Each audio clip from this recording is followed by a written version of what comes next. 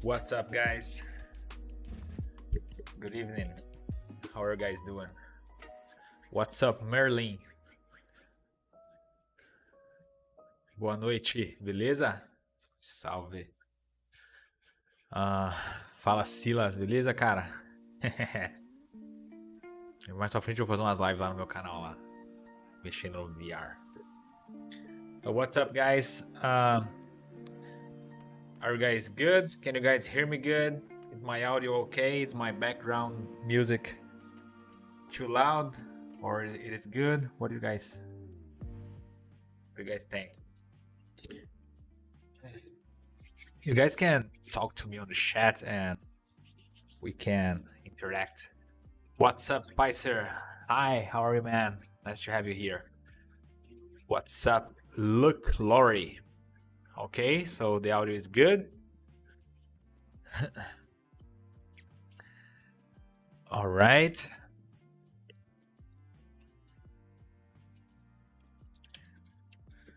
So yeah, today I'm going to do something a little bit different from the usual.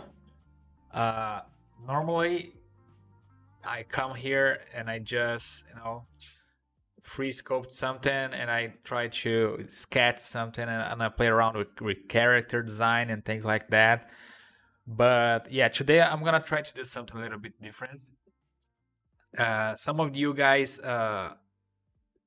send me messages on Instagram or asking me about how to create a portfolio or how to enter to start working on a studio with games or whatever. And most people that actually ask me that, they're actually starting to play around with 3D and things like that. So I always try to give them the same advice. I always try to say to them, okay, try to build a portfolio if you don't have one, and try to start simple at first. Try to create something simple and try to show that all the parts of the process, like sculpting, topology, UVs, textures, and things like that. And if possible, do a nice presentation of your model. So, as I was saying, usually I do characters and things like that, but today I'm gonna show you guys how would be my approach to create a prop, for instance, and how to make this prop on ZBrush following a concept art. Other thing, a lot of people, when they are starting to do stuff, or they are starting playing around with ZBrush and things like that, they try to do something super complex, and this can take a lot of time to do. So yeah, I'm gonna show you guys how it's my approach when I'm doing stuff like this at work, for instance. And yeah, I hope you guys find this tips useful, And yeah, let's do this. What's up, Danilo Pereira? Salve, salve. Boa noite. Se puder dar uma dica de um monitor bom, qual que é um bom monitor para modelagem 3D? Cara, qualquer monitor que você consiga ver o modelo já tá valendo para modelar em 3D. Não tem segredo não, cara. Vai muito da vontade do quanto que você quer investir no monitor que você quer trampar, saca? Mas você conseguindo ver o modelo já tá ótimo já, cara. Então, galera, nesse aqui, hoje eu tava falando pra galera, então eu vou tentar fazer como seria meu approach aqui para fazer um prop baseado num concept, e eu vou mostrar esse processo para vocês de modelagem aqui no ZBrush. Beleza? Então, se tiverem dúvidas aí, quiserem perguntar alguma coisa durante o processo, fiquem à vontade para fazer isso, beleza? So, if you guys have any questions during the process while I'm sculpting here, feel free to ask them, and I will try my best to answer you guys, all right? So, yeah. I was googling around and looking for images on Pinterest, and I found this concept art here that is basically a chest, like a treasure chest or something like that. Let me make this bigger so you guys can see it. It was made by Joy Park. and it's a very simple prop. That's what most people think of when they look at something like this, you know. But the thing is that most of the time those 2D concepts that we see, they are not that simple to do in 3D, not because of the complexity of the like sculpting them, but in terms of design, you know, translate something like this for to 3D uh, could be quite a challenge, you know, especially if you're starting. You know, I'm I'm talking about this for people that are actually starting. That those are most people that can come to talk to me on Instagram and ask for tips and tricks, you know. So yeah, that's what I would do if I was like I don't know 15 years ago when I was starting to, you know, uh, looking for a position, working on a studio or whatever. That's what I would do. You know, I would try to create something simple and that is doable. You know, something that I know that I can handle, especially if you are starting. You know, and again, a lot of people tend to try to start with a character and creating a lot of stuff that are super complex, and I wouldn't do that because you can spend a lot of time trying to create something that is very complex and you still don't have the know-how to make that come out good, so you might frustrate yourself trying to do something that's not, you know, looking good. So try to start small if you're, you know, just getting into the area. So yeah, that's the I'm gonna try to show you guys how would be my approach to create something like this. That is uh I think is a very nice design, like a chest design here, and we have a lot of items like this on games nowadays because every game, it seems like every game now needs a chest to put gems on it and coins and things like that. Whatever. I just thought that this would be like a, you know, a nice and simple thing, especially for people that are starting to have a glimpse on how to create something that is actually not that complex, but you guys can make something cool using ZBrush, you know? So yeah, let's do this. And again, guys, during this whole process, you guys feel free to uh, talk to me, interact with me on the stream. Again, this is going to be a little bit different from the stuff that I usually do. That is more, uh, you know, driven to characters and pose and gesturing and things like that. But I'm just doing that because a lot of you guys asked me to show something like this. So here we go. What's up, Comics Legend? Good evening. How are you? What's up, Look, Lori? Yeah, get the basics down first. Yeah, that's the important thing that sometimes people don't get it. Uh, yeah, just a moment, guys. I'm having some problem here with my tablet, my Wacom. Just a moment. Let me see what's happening.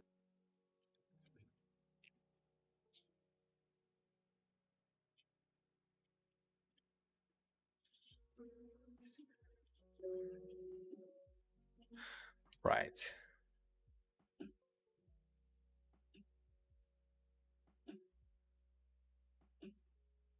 Yeah, I think my tablet, my Wacom is working right now. So yeah, I'm gonna start to do that.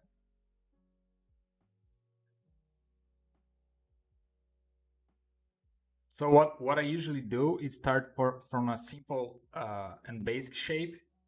So if you guys come here under tool, you have this initialize option where you can create like this key cube.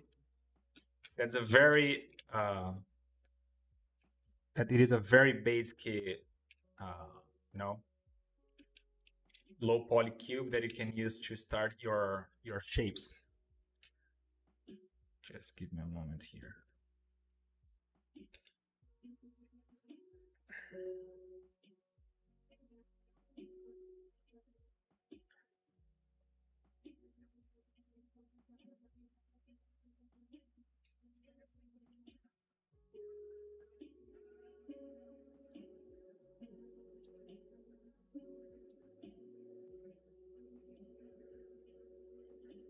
right? Yeah. So yeah, I tried to start with a basic shape, and as you guys can see here, let me uh, take this to the side a bit. I'm gonna try to create the basic volume of this chest here. All right.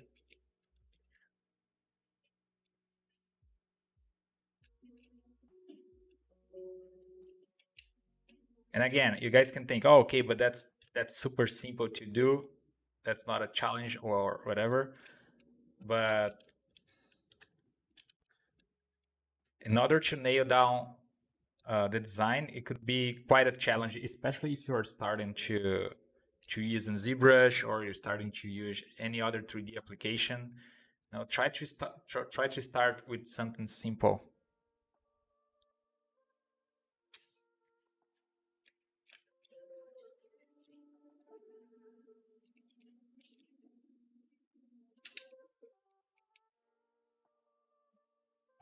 What's up?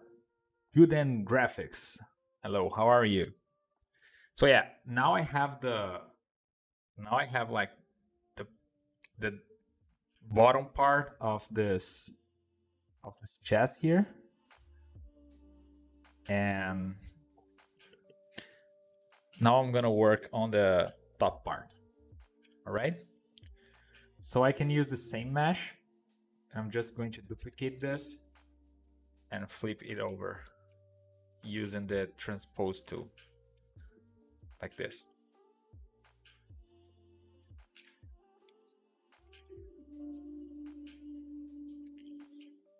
So here we go.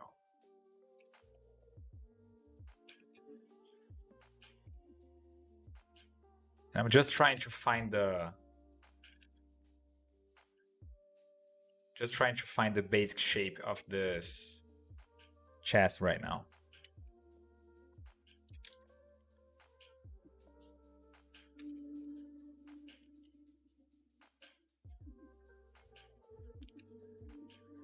I think would be something like this.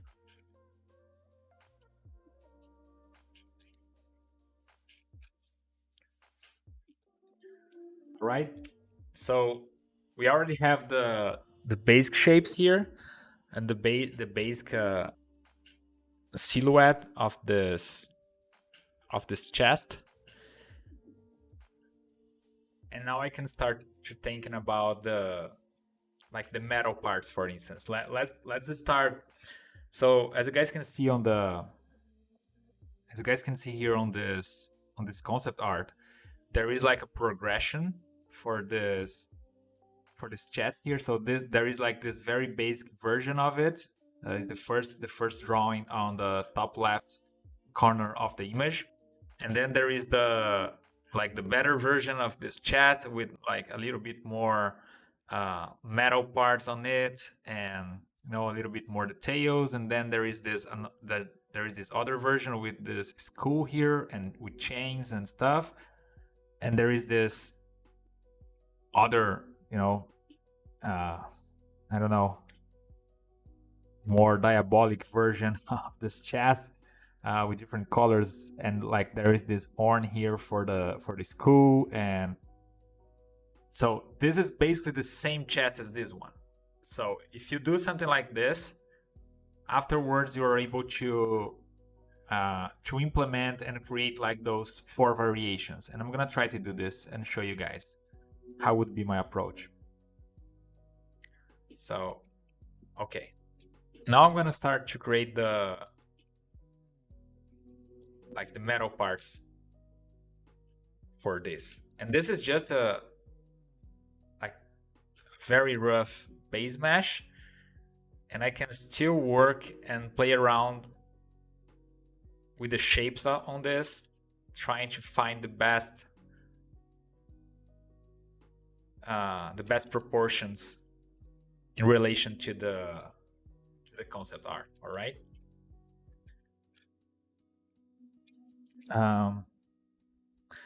What's up, dear Cthulhu? How are you? So okay, I'm gonna insert here a cube again, and I can take this cube and create initialize him as a key cube. So there we go.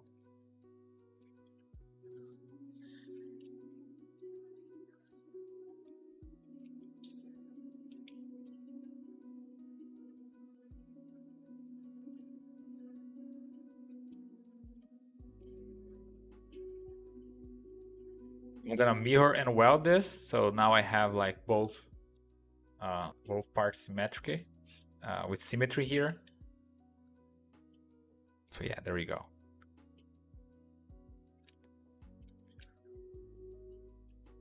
Right, that's looking okay, right? Yeah, so that's the basics. As you guys can see, very basic shapes, like just cubes and stuff, and all done in ZBrush. So, and again, I'm gonna insert another cube here.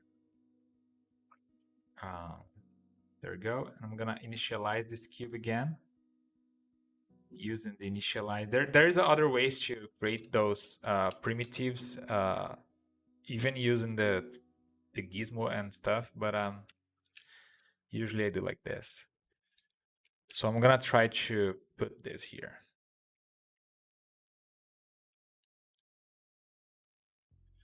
Right? I'm just thinking about the basic silhouette of this, right? I'm gonna mirror and weld, and I already have this other metal part here. And I'm gonna mirror and weld for the other side. Maybe Z. There we go. And now we have this bottom part. Right? I'm gonna duplicate this.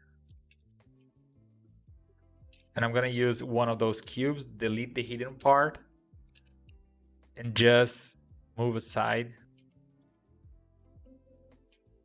to create this other metal part here. Like this.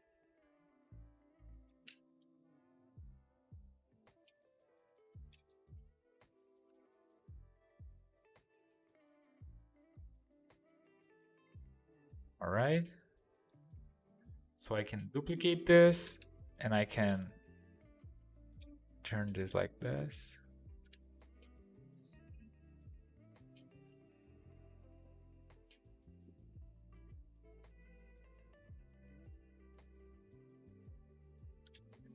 There we go.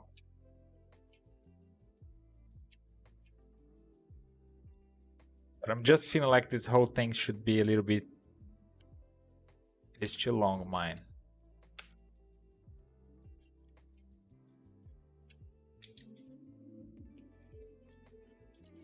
So I'm gonna try to reduce this like that.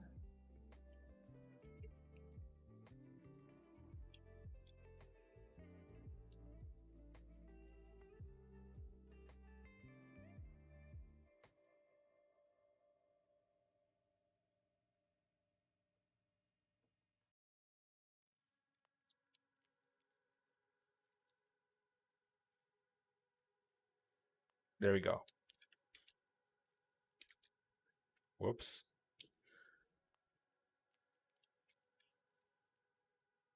So now I can mirror and weld this to the other side.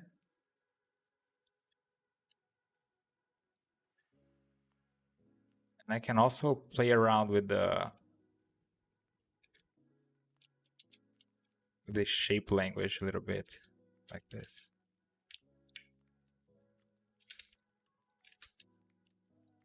So I'm gonna mirror and weld this.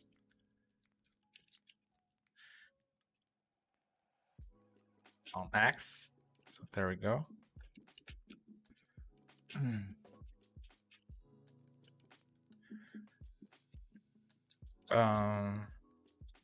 Salve, salve, corintiano. Baby first book. Where are the chess images from?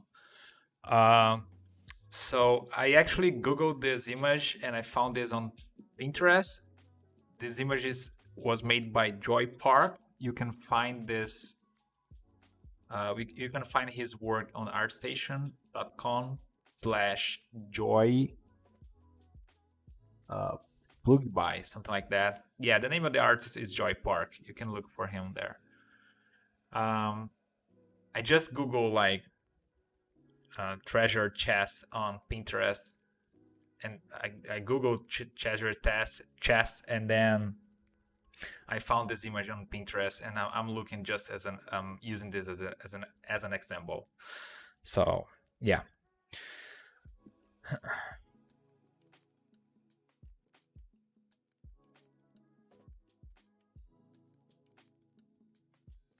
All right, so we already have this metal part here, and I'm gonna do the same thing for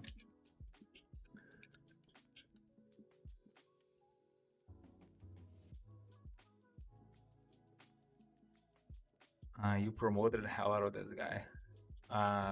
What guy you mean? The guy who did the concept?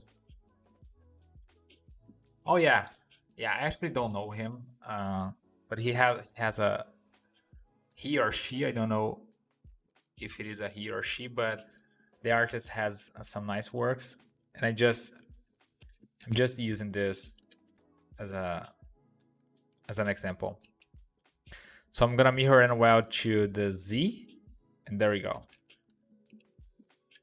So okay, now we have the bottom part, and we can do the same for those metal columns that we have here on the side, right?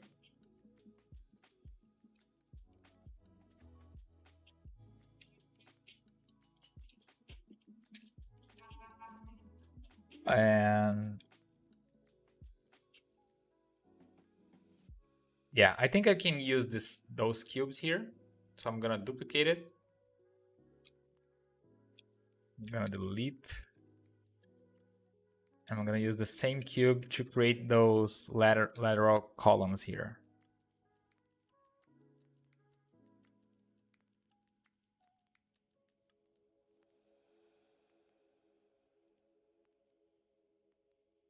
Remove this, and I can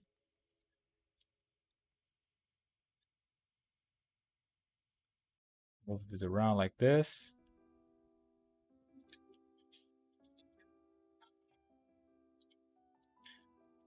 Yeah, so there we go.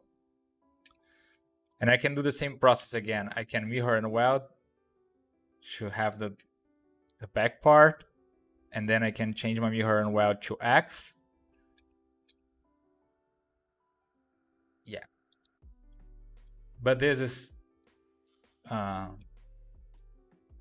it's not looking right, so I'm gonna change this a little bit.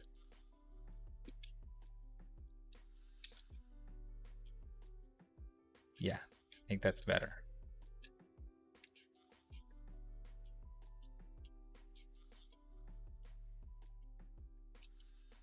All right, so I'm gonna do it again. Mirror and weld, Z, mirror and weld.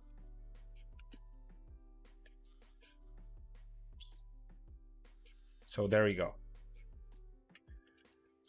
All right, so now we have the basic shape here. Okay. And now we can do the top part here. So there we go. I'm gonna insert a cube again, and with this cube, I'm gonna use this key cube initialize, and I'm gonna reduce this in size.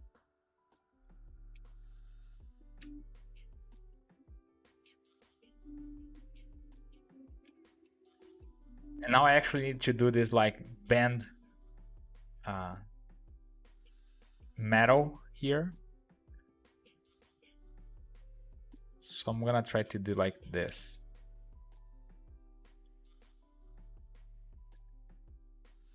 Let me just check the size here. I think it's okay.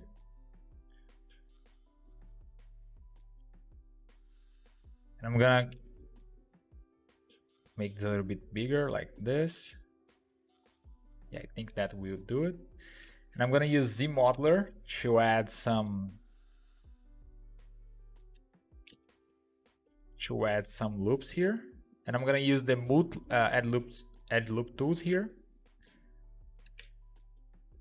And this will allow me to create a bunch of add loops here, like this. All right. And if you activate the Gizmo 3D here, you have an option on this gear where you can use like bend curve. And you can create this points here that let you manipulate your edge like this. So I'm gonna try to create this shape here that we have on the concept like this, right? And I'm not even worried about this. I don't need to make this side like perfect because I can just mirror and weld afterwards. So that's basically the shape that we have here, right?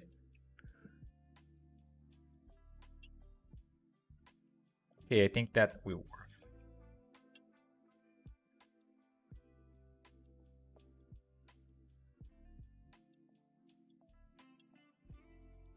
Yeah, something like this. Okay. Now, as I said, you don't need to, but if you want to make this symmetrical, you can delete the hidden part and then mirror and weld on the Z.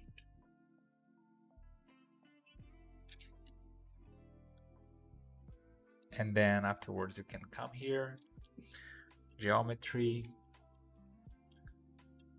modify topology, and weld points.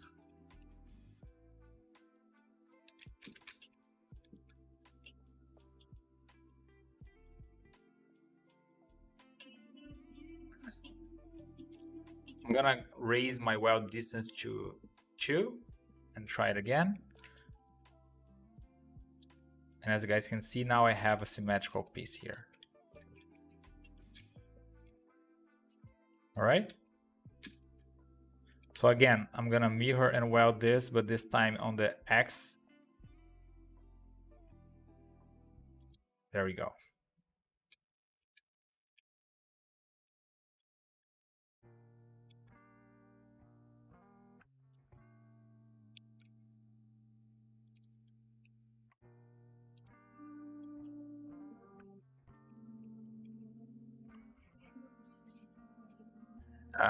What's up, Ashley? How are you? Yeah, I'm actually trying to show a lot of people ask me how to do like a prop and how to start and how to build a portfolio and things like that. And I always say to them, like, try to start with something simple, try to create a a prop or something like that show that you know how to do the process and stuff. And a lot of people have been asking me that on Instagram to how to start and what to do. And then I decide to show them my approach to create something simple using ZBrush, something like a prop. That, to be honest, I don't think it is simple because there is a lot of information on this shape design, but I think it's a great way to learn the basics, the basic shapes, and understand how the tool actually works, and understand how to use ZBrush to create something something cool like this chest, for instance. Yeah, that's the goal for today. So yeah, so this was just the base mesh for that part. I'm going to replace this with some like wood planks here. But it was quite useful for us to find the basic shape here.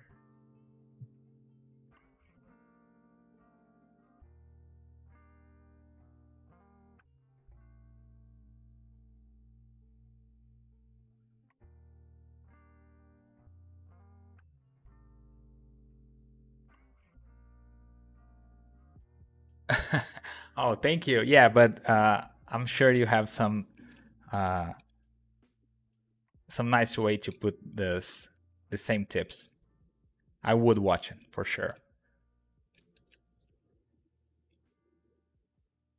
So, all right. So now we have this base shape here that we can start to build upon over this.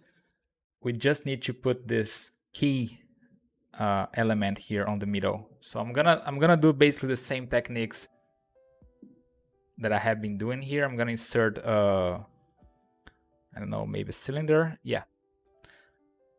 So yeah, but instead of using this cylinder, I'm gonna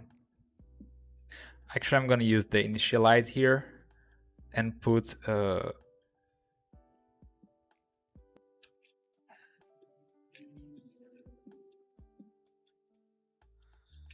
all right, that will do it.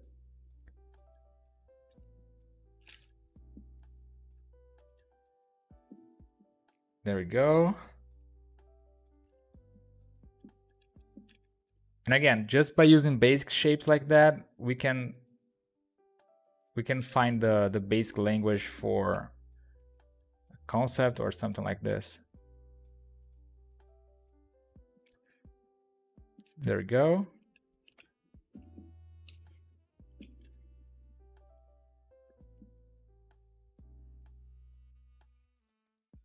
I'm gonna try to make this a little bit deeper here on the chest.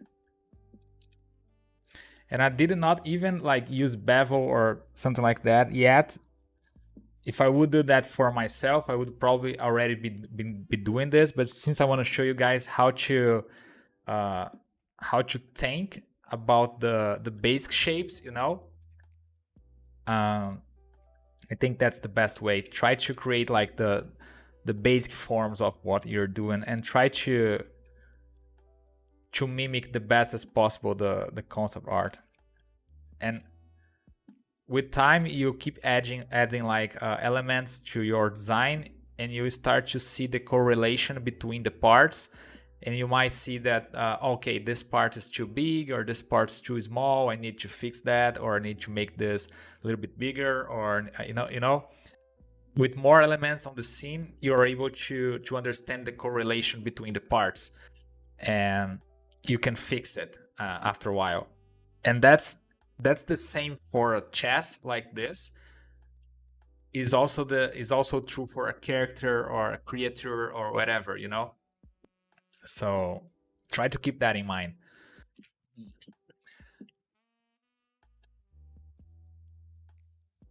Fala, Juan. Beleza, cara? Eu tô fazendo aqui tô mostrando pra galera como é que seria, tipo, fazer um prop e, tipo, fazer um item bem simples, assim, e mais... tipo, pra fazer um item para portfólio, para mostrar o processo, tendo modelagem, UV, textura e coisas desse tipo. Minha ideia aqui é mostrar pra galera como produzir um asset de forma... um asset mais simples, mas que seja bem acabadinho, assim, ao invés de ficar, tipo... Se você tá bem no comecinho, começando agora, ao invés de você ficar tentando criar uma parada super complexa, tentar fazer um item mais simples, que você consiga dar conta de fazer ele do começo ao fim com uma qualidade boa, saca? Essa é a ideia. What's up, Daniel Play? Just joined. Can someone recap what's going on? Yeah, I'm gonna do this for you, Daniel. Just a moment. What's up, JPEX? Are we going to do the gold purple chests?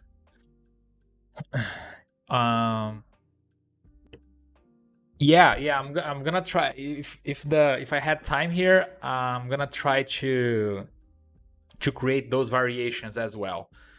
So that's not actually what concerns me right now. My idea is to create the basics of the chest, and afterwards we can implement those other parts. So Daniel, I'm trying to show people how to create you know, a cool looking and simple asset using ZBrush, especially if you're just starting learning 3D and you want to do something for your portfolio, or you're trying to build in your portfolio, instead of going crazy and create like giant scenarios or like spending months working on a human character or creature or something like that, maybe try to understand how the process works doing something a little bit more simple, like a prop, you know. And it's good to understand and remember that when you do something like this, the principles that you learn here, they are applicable for any other thing that you're going to do, you know. Again, a lot of people tend to look at something like this and think that it is super simple. It looks like that, but there is a lot of complexity on the designs, and to make this work on 3D is a whole nother conversation. No, you have to understand your shapes and, you know, be familiar with the tools to be able to create the shapes as good as they are on the 2D concept. And that's actually not an easy task, but I think it is easier to dominate this than it is to create you know, a human character or a creature or something like that, especially if you're trying to learn the basics of modeling, UVs, textures, and so on. All right, so now we have the key here, and I'm gonna try to create the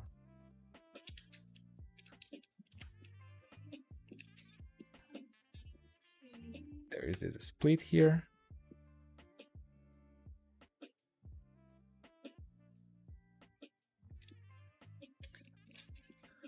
Yeah, I'm not going to worry about this right now. So let's put the wooden plates, like this wooden plates here on the chest right now. So I'm gonna insert a cube again.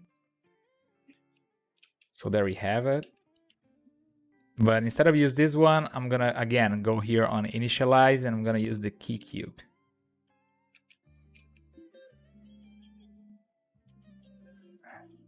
So if you count here on the chest, we have 1, 2, 3. So we have 3 kind of plates here. I'm gonna try to distribute this here.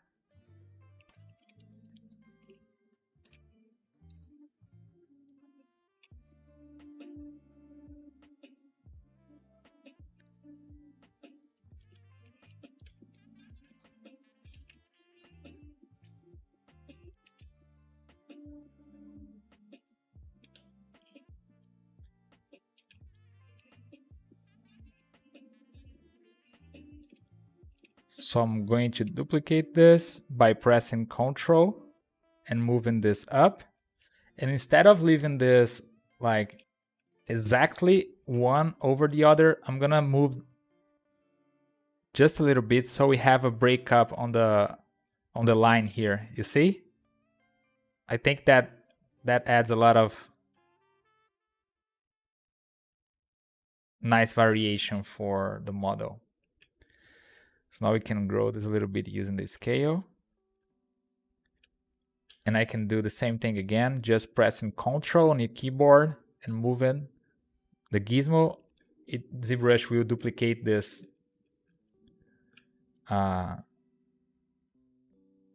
this part for us. And we can move this forward a little bit just to have that breakup like this. Yeah, so here we go. So now we have those 3 parts. And I'm gonna come here and I'm gonna turn it on the preview AO. There we go.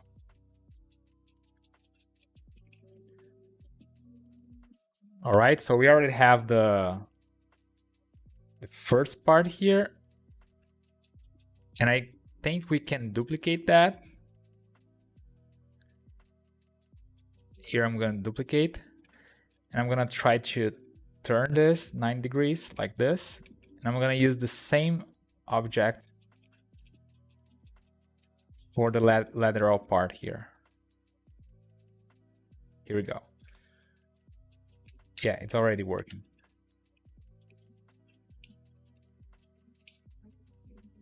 All right, so now we can come here and use the mirror and weld function.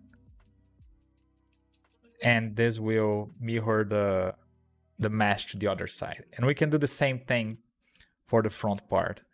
But instead of using the X, I'm gonna use the Z.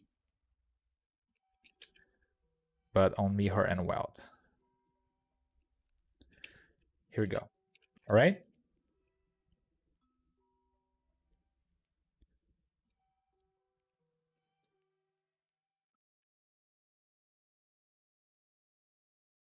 Again, I could already have, I could already like I could do the bevel on one plank and then duplicated everything. But right now I'm just trying to show you guys how to create the overall look of this chest. All right. So let's do the same thing for the top part here. So we have 1, 2, 3. Yeah, so it is probably like 6 wooden planks here on the top. So again, very basic shapes. I'm gonna insert a cube again. Use the initialize. Oops, but I did a cylinder. There we go. I'm gonna try to make this the same size, or at least something close to the shape that we had here.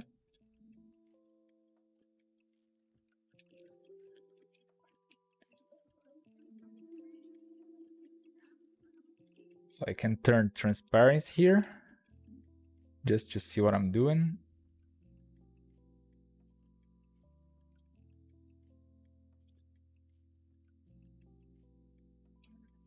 All right.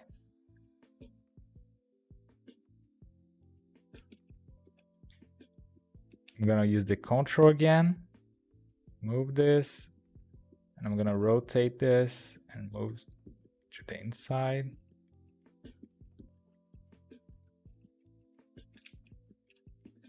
Yeah, it would be great if I had like the same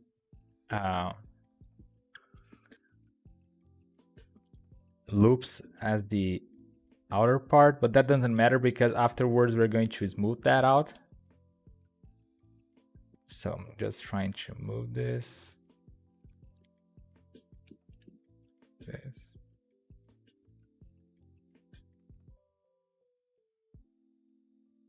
And I'm gonna duplicate it again using the control.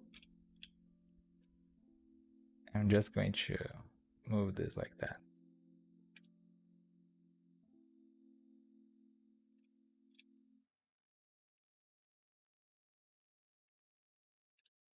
Yeah, so I think this will work. Again, I'm gonna just move a little bit inside, and so we have those breakups on the line here. So there we go. And again, we can use the mirror and weld on Z. There we go.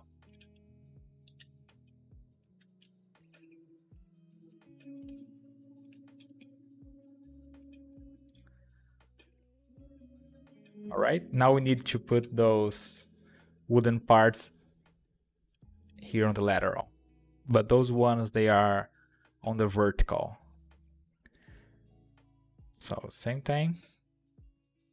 I'm gonna insert a cube and I'm gonna initialize this as a cube.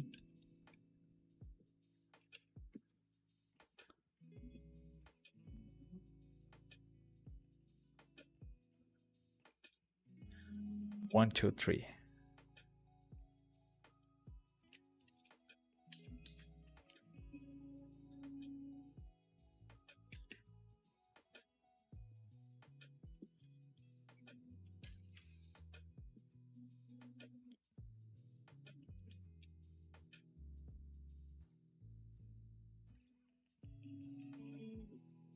There we go. And now we can duplicate this.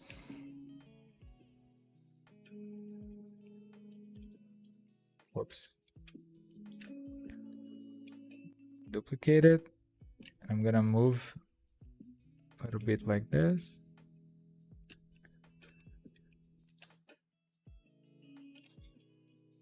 And I'm going to do the same thing to the other side.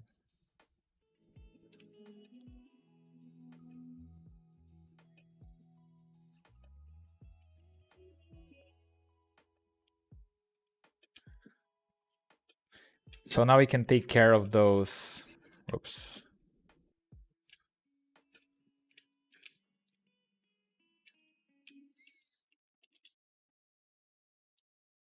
Like this. And I think that I can use the mirror and weld on Z. And here we go. Now we can take this whole thing and change a little bit the orientation here.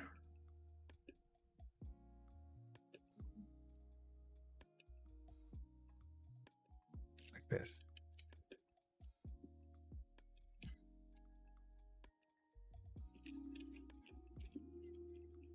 So there we go. And again, guys, these are very simple shapes, but the whole deal is trying to mimic the the shape on the concept.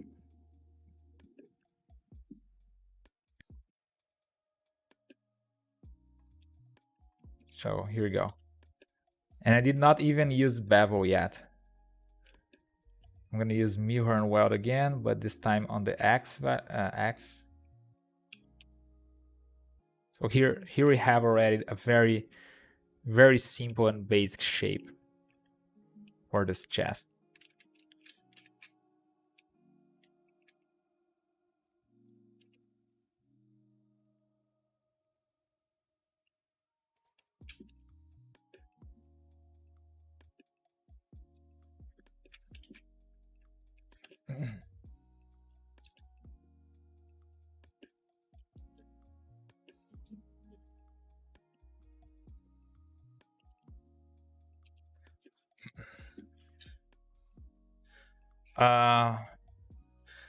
If I prefer organic or hard surface, yeah, I don't know. I like to do both things, you know, and I also like to mix those two things together. If you already saw some of my work, I like to do a lot of stuff like that involve organic stuff and hard surface. Yeah, I like to do both. I have fun doing both things. So, all right, guys. So we already have basically the shape for the first chest over here.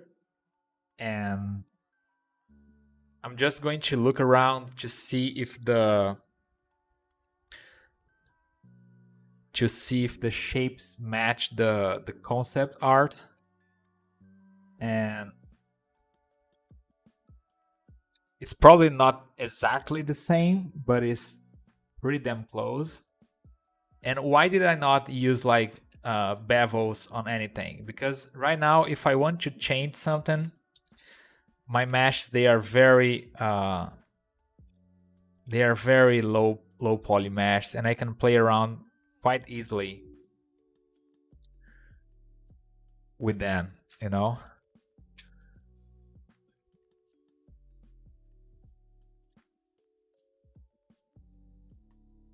Can move like this.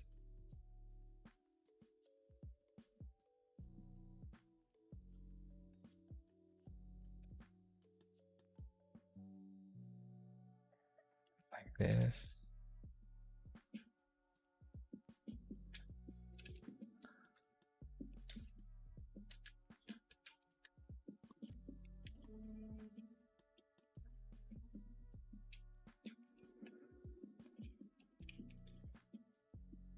Whoops.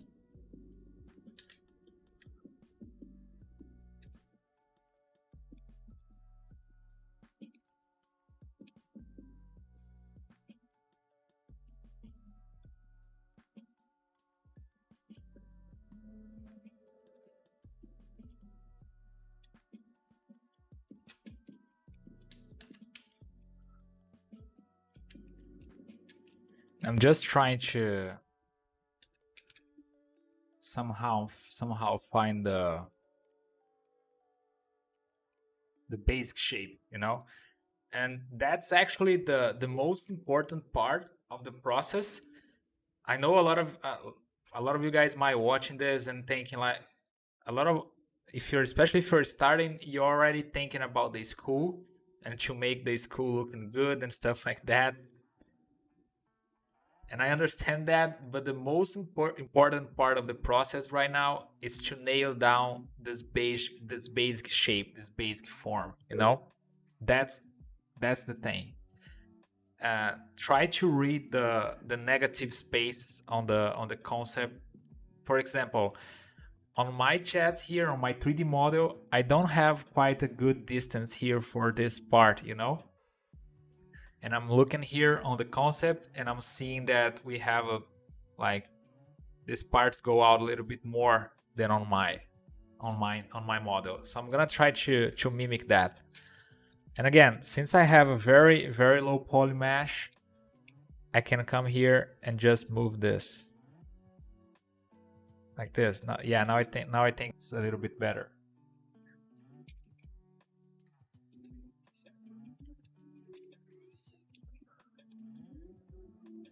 All right. So I need a little bit more metal here on the top part.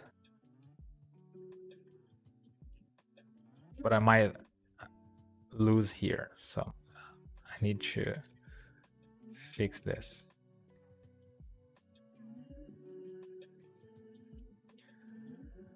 There we go. So these small details could make a lot of difference on the final model. You know, especially if you're trying to create something that is looking as good as the concept art that you're trying to follow. All right, so yeah, just looking around here, I think that I might increase the size of this here just a little bit, and now I can mirror and weld to the other side like this. All right, so I'm gonna save this. Let me save this. Where is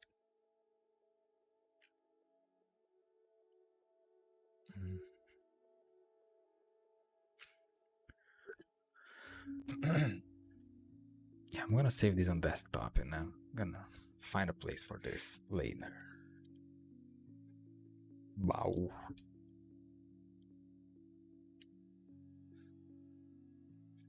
Baú da Felicidade. That's going to be the name. Brazilian reference. All right. Thank you, Merlin. What's up? Paulo Paz, salve, salve. Como é que tá? Tudo beleza? Turnip love, maybe just a little wilder, more tapered at the top. Yeah, might be.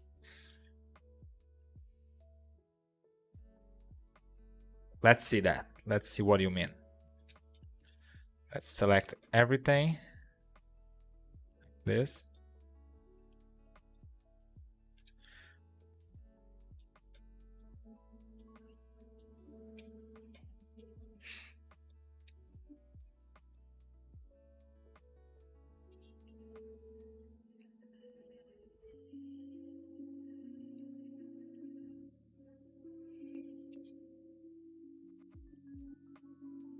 Yeah, I don't think. I think it's good this way.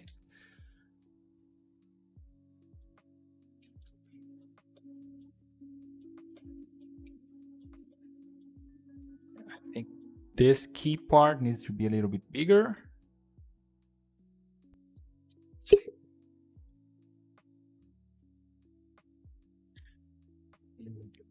Ana Paula 3D, que legal. Do nada eu vi em português. E aí, Ana Paula, beleza? Bem-vinda aí.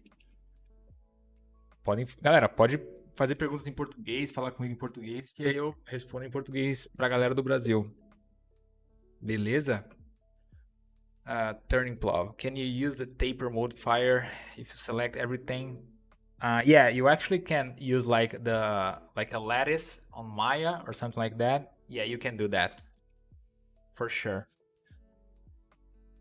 All right, so I think I'm happy with what we have here. So again, guys, this is a very basic stuff. Try to nail down this. This is the important part. And now I'm gonna start to do some bevels on this model.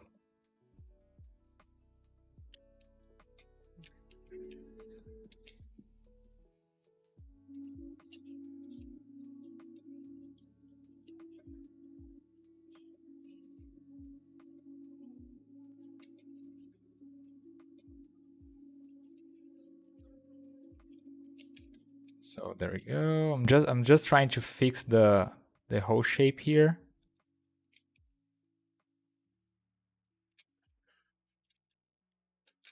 That's the inner part.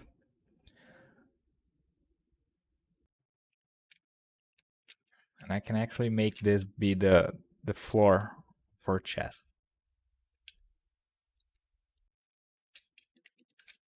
Like this. All right, so there we go.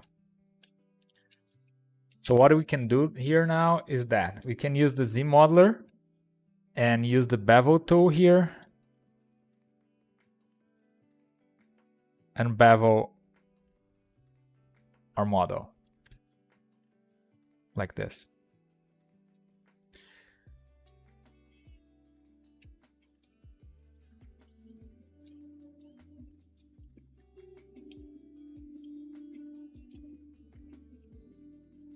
So here we go. And we're gonna do the same thing here for this part.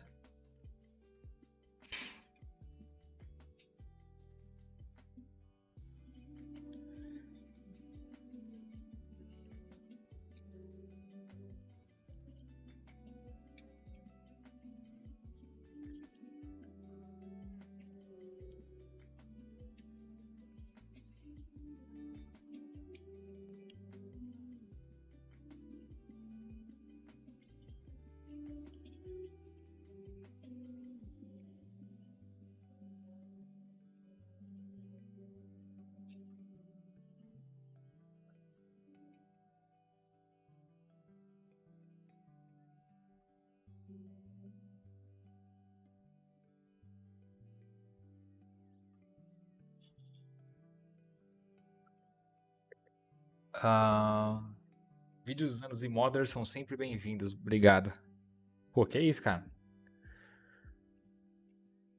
Z-Modder é legal demais mesmo.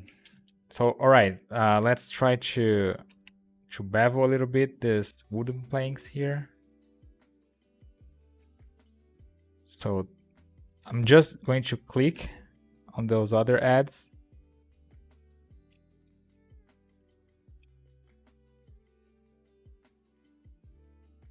And now we're going to have the same bevel distance for everything. There we go. And I'm gonna do the same here.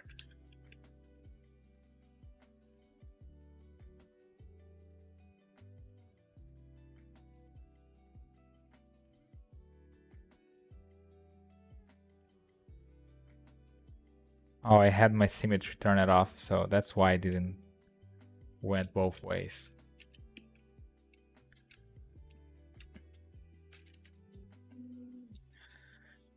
Can do the same thing here. Oh, so as you guys can see, it's not working on the other side. That's because I had my symmetry off. I just pressed the X on my keyboard, and now if I use the bevel, it's going to mirror for both sides. There we go. All right. I'm gonna do the same thing here. A very simple bevel. Whoops.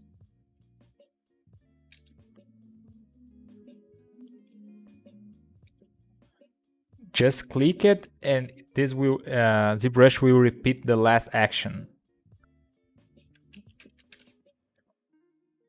There we go. So this This last plate here is too small. So I'm gonna make this a little bit larger. I'm gonna use the auto groups here. And I'm gonna use the scale here, just a bit, like that. All right.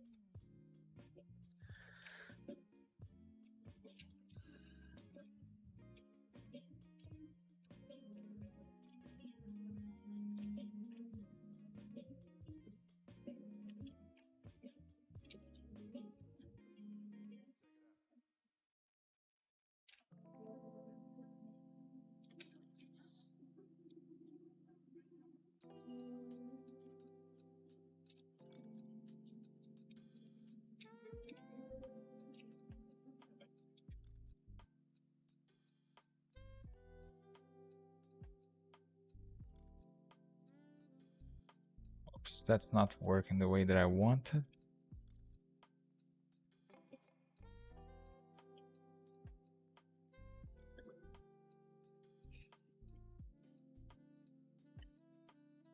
War Guerra.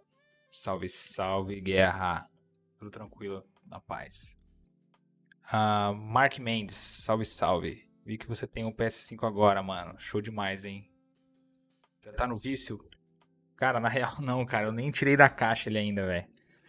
Eu eu tô mais modelando do que jogando, mas esse final de semana eu vou ver se eu dou uma brincada, com certeza.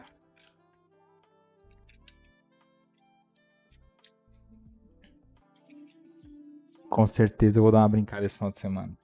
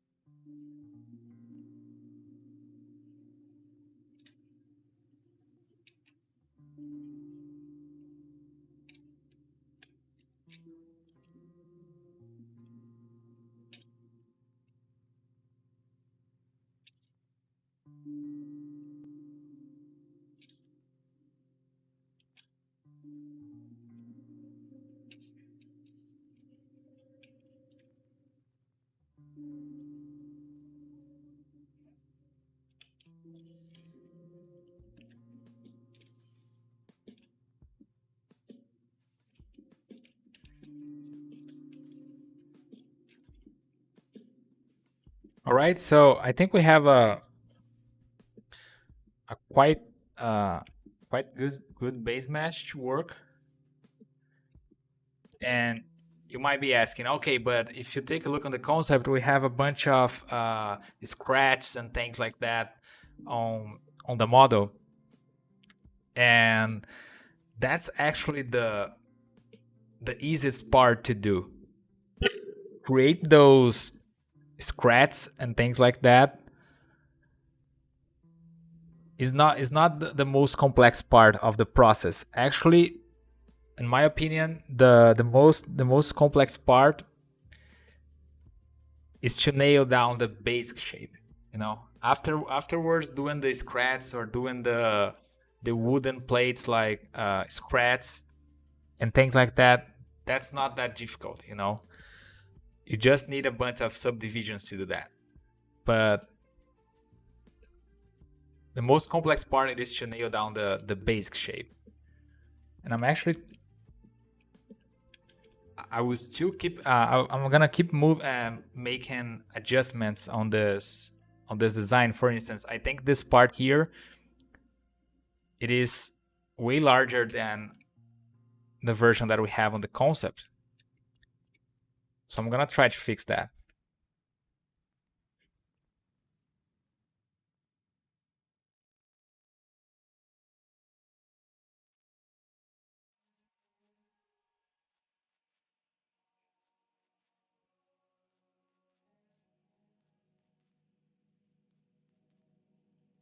In order to do that, I'm gonna use the Transpose master here.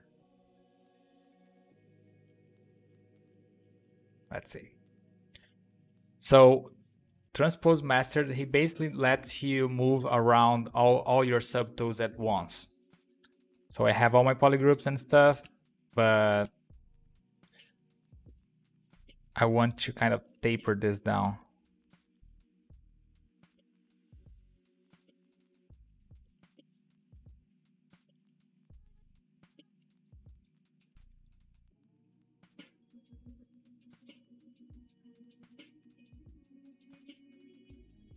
Yeah, that's not actually working the way that I want to. So I'm gonna try it the other way around.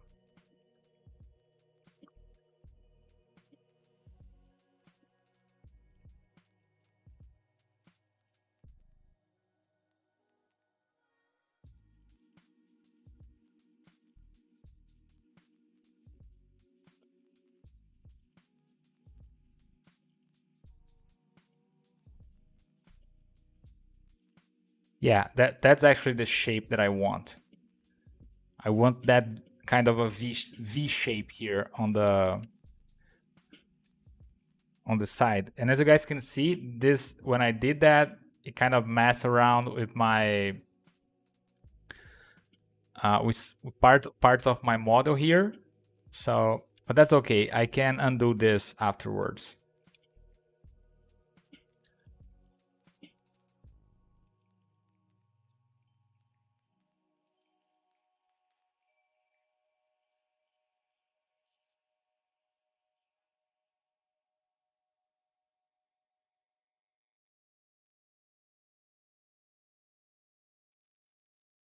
Same thing here.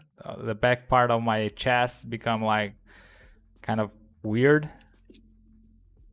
but that's okay. I just want this V shape here on the lateral part. So I'm gonna use the transpose to subtool, and this will transfer the modifications to my tool. But for instance, I don't want this to be like that, so I'm just gonna use Ctrl Z here. Same thing here, I'm gonna use Ctrl Z, and I'm gonna fix that by hand, and Ctrl Z here as well. So now I can just use the scale on this like this. Whoops. There we go. It's done. And here I can just turn this around and move to the inside. Like this. And same thing for the other side.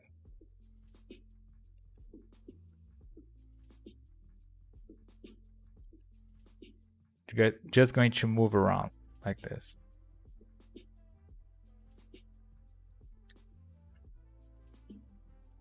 Just because I really wanted that V shape here on my model. All right. So now I can take this key here and I can rotate that and put inside like this.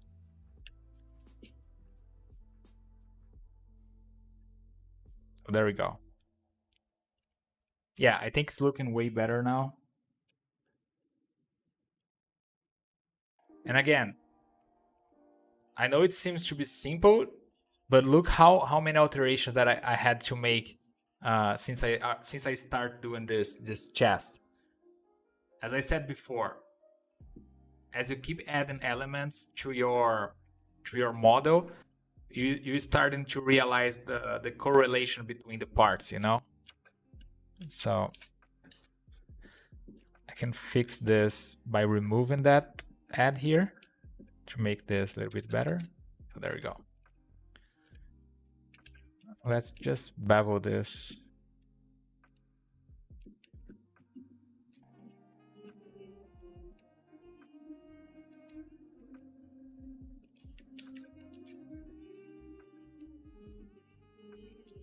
This.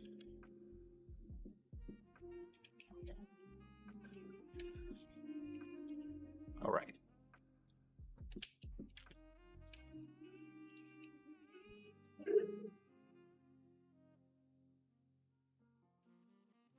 Looks like your camera has frozen. Yeah, you are right. Let me fix that, guys. Just a moment.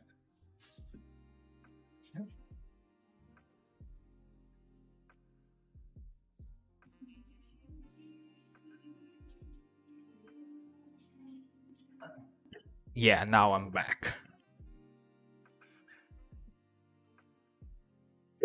I had to connect my camera on the power cable. I'm back. What's up, Mita? Hi. Comics Legend, do you put the scratch on a layer so if the art director wants the revisions, you can turn off the layer? I don't actually do that, you know, because most of the time I already have like a concept art to work on, so I basically do exactly what it is on the concept. I might change some things a little bit, but in my case, I have the trust of my supervisor to do what I think it is best for the model. So usually I don't do this, but it's actually a good thing to have your your stuff separated on layers or morph targets or whatever. So if you need to change them, it is easier for you to do so. But most of the time when I'm working, I don't have the need to do that many alterations on my models. So don't usually do that. But it is a good practice to be able to change things if you need to do so. All right, so yeah, we have this very rough base here, but now again, I think I need to change this a little bit. So I'm gonna move this a little bit like this.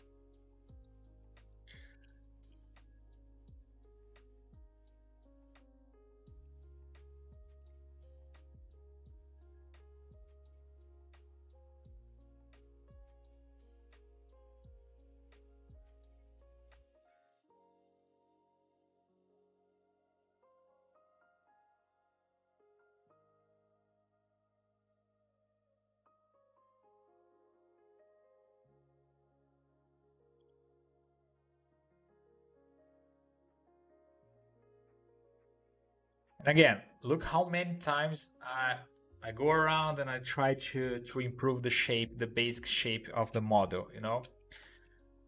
I know there is an urge when, especially people that are starting, to go around and subdivide everything and go and look for the details and things like that.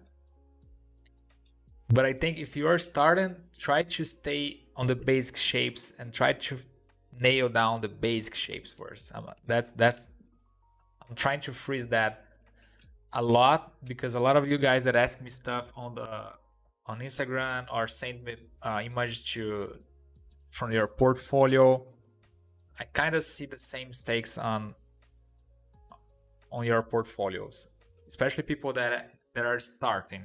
That's not for professionals or people that are already working on the area and stuff. It's a lot. Those are tips for people that are actually starting.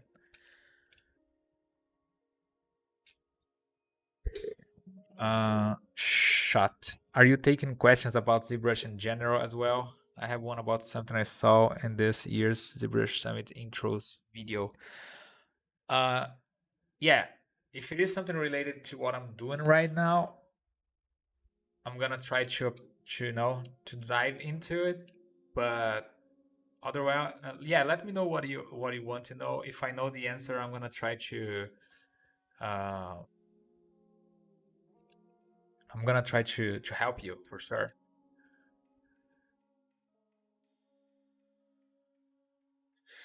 Comics Legend. What if, for example, the scratches are not that deep enough?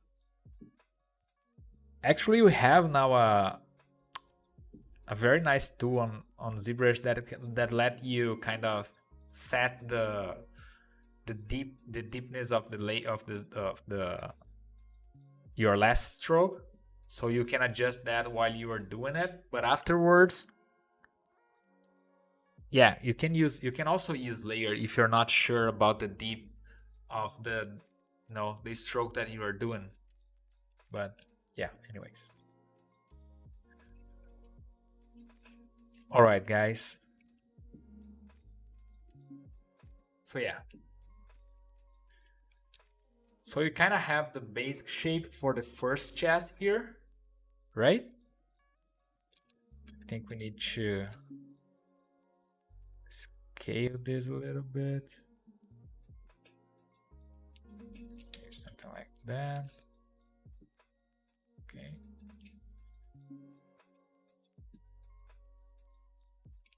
Yeah. That's good. So I'm gonna jump for the second one here, and I'm gonna add those other metal parts here. So we have those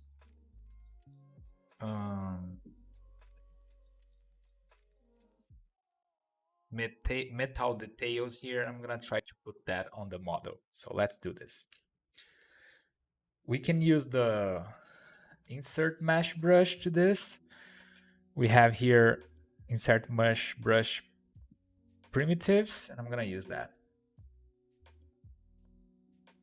I'm gonna use the insert. No, I'm gonna use the. There we go.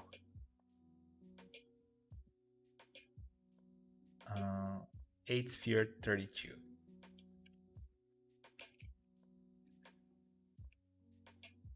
So we have 1, 2, 3, always 6 of them.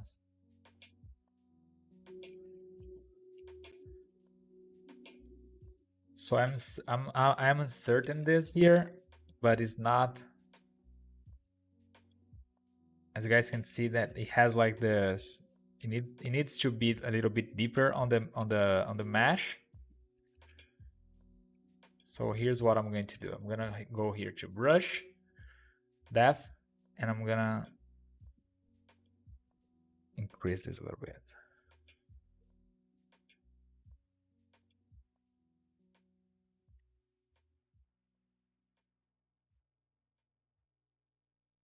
That was too much. Like this maybe. Yeah, too much. Yeah, so here you go. Do this.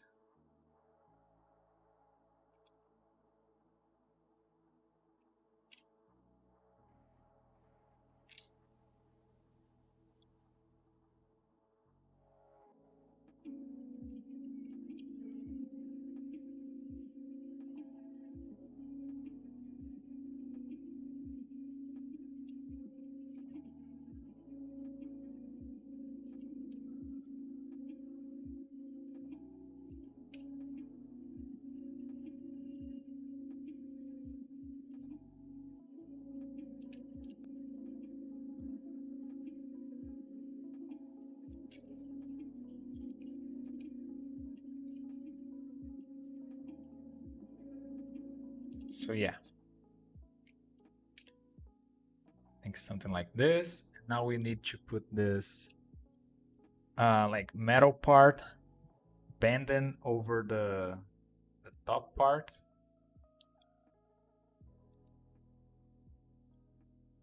Let's go and do this as well. As always, I'm gonna come here and insert a cube like this.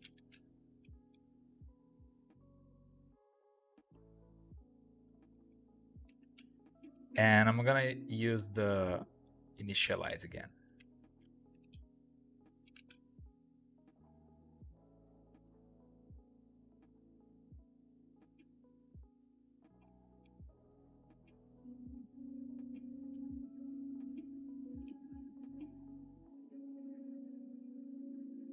There we go. And I'm gonna use the same technique that I used to bend this metal part here. Just going to scale this. And I'm gonna use the Z modeler here, but with multiple add loops.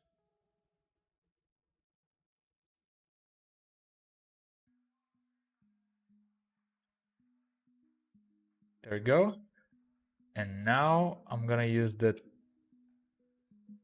gizmo and I'm gonna go to transform and bend curve. And I'm just going to bend this metal part here over the chest like this. There we go. And I can actually do the same thing to the other side like this.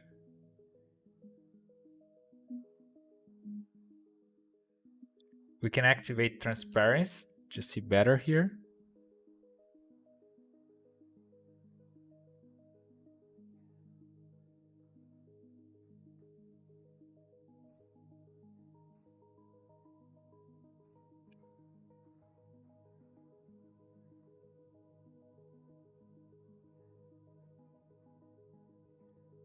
Right, so now we have that metal part over there.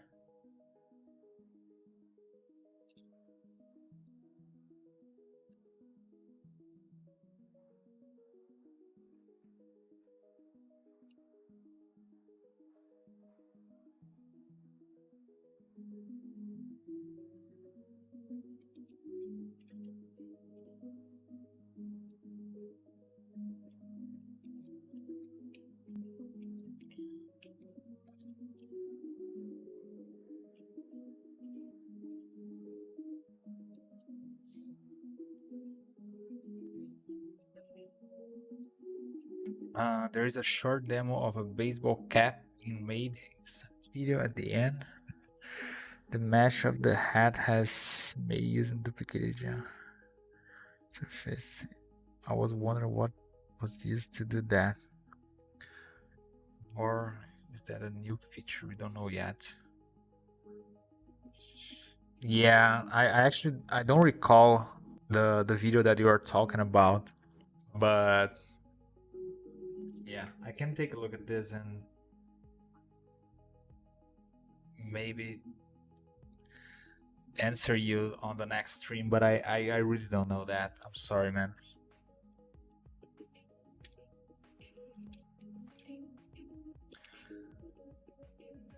All right, so we have this here, and I'm gonna duplicate that.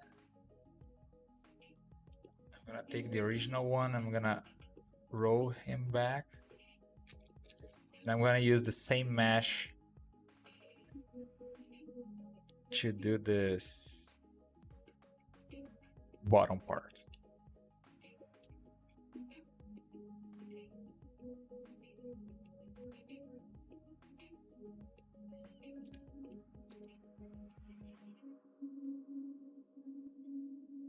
There we go.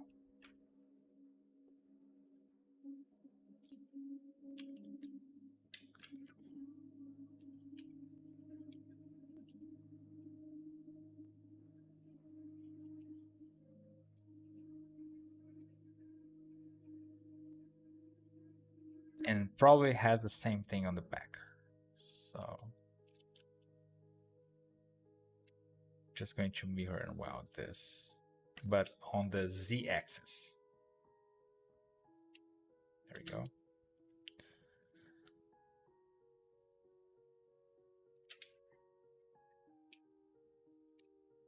All right, so now we just need to add the like those same spheres, half spheres here on the side.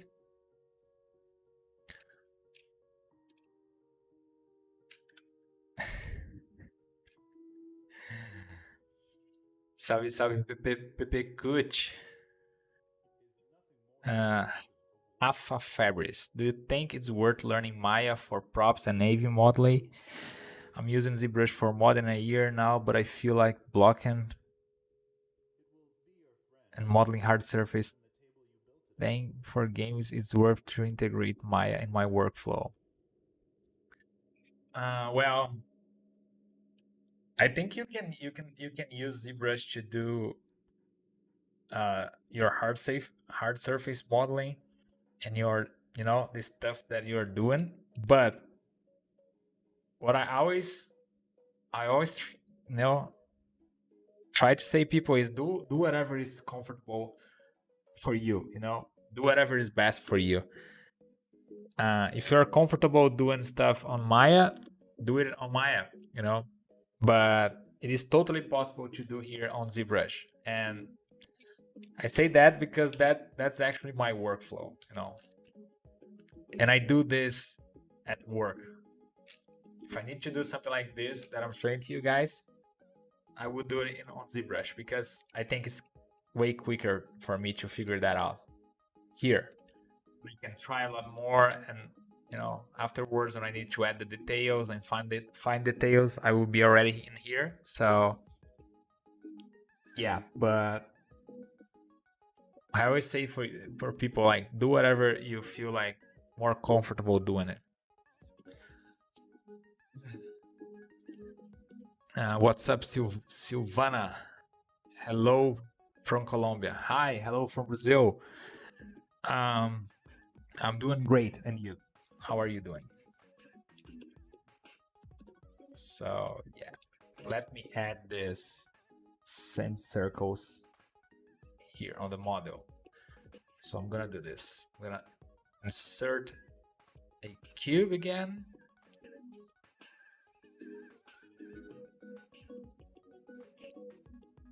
Oops. Now I'm gonna initialize this key cube.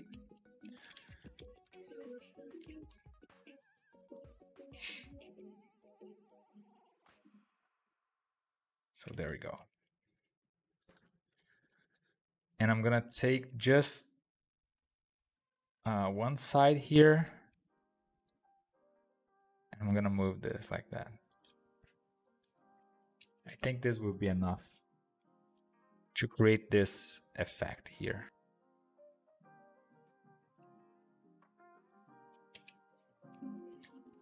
I'm going to use the Z modeler, bevel, and I'm gonna bevel this out.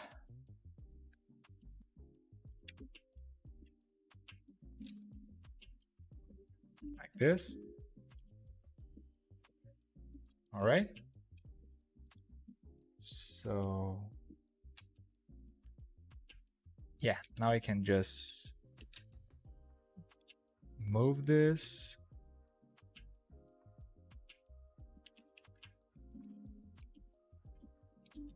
E aí, Rique, como é que tá Floripa, cara? Solzão bom?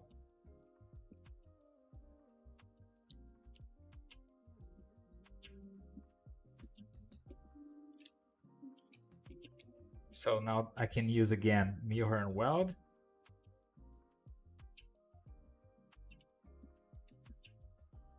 And mirror and weld this.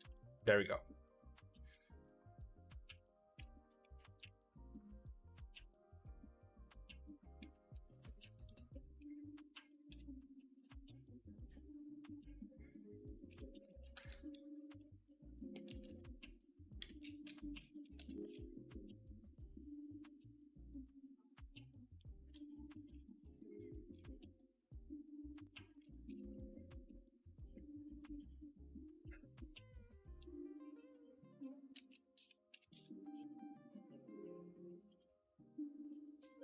Rafa Fábio, rapaz, nem me toquei.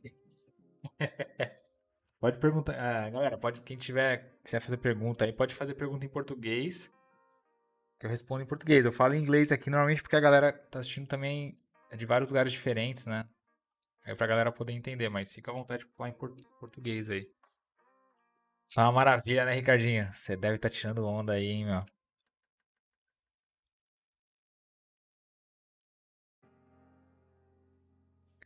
I'm gonna use auto groups here. I'm gonna select just one of those.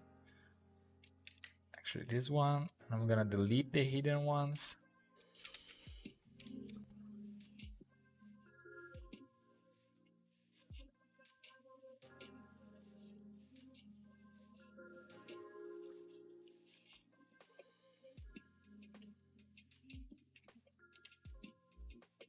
There we go.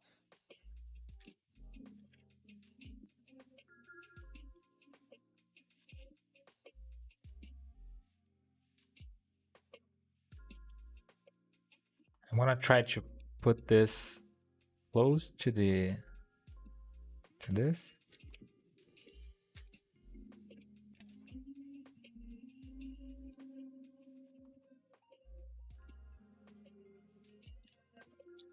Again, mirror and weld. There we go.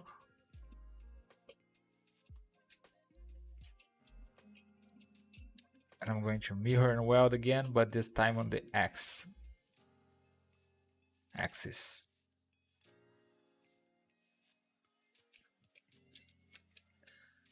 And now I'm going to duplicate this. And move here.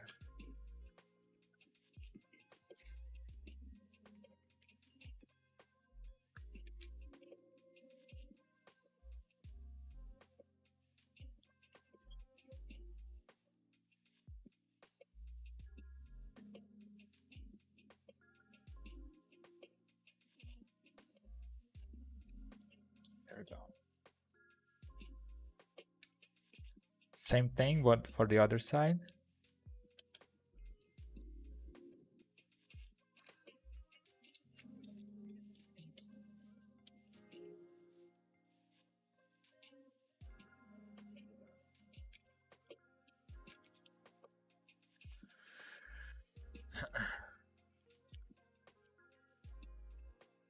What's up, Andrea Romano? Hi, how are you? Então, mano, pedido Maia porque falhei hard em blocar uma espada no ZBrush, mas talvez seja falta de prática no hard surface mesmo. Cara, sem dúvida é prática, cara. É treinar e tentar até pegar a manha, assim, saca? E se eu fosse fazer esse baú aqui, cara, com exceção dessas esferas aqui, dessa parte aqui que tá um pouquinho high poly demais, o restante, cara, eu ajustaria pouca coisa, porque se você olhar, ele já tá bem low, saca? Então, tecnicamente, daria pra usar. Teria que reduzir alguns polígonos assim, mas seria fácil de adaptar isso pra um game, assim, por exemplo, saca? Então, daria sim. Daria pra adaptar isso daqui pra um game, com certeza. Can you show the statue on the table? Yeah, sure, man. That's actually the same character from the poster behind me. There we go.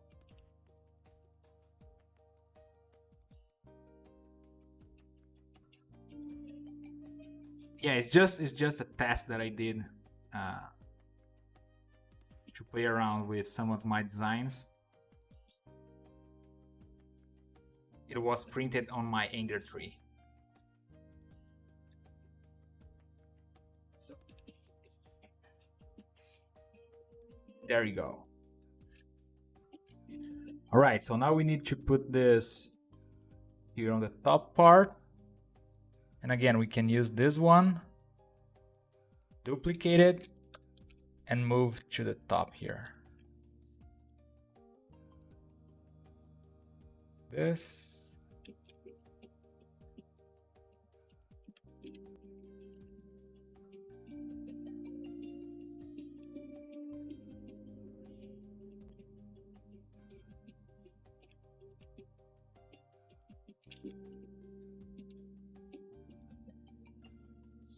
There we go.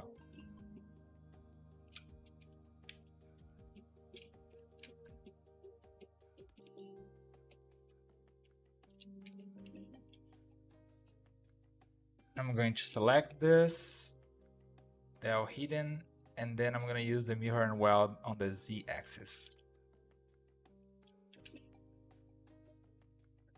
There we go. And now we just need to add some more of those primitive shapes here. I'm actually considering to use that sphere instead.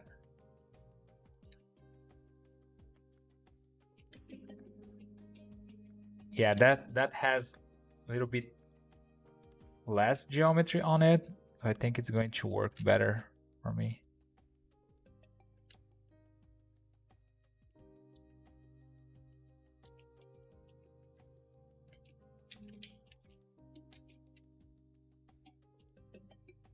Yeah.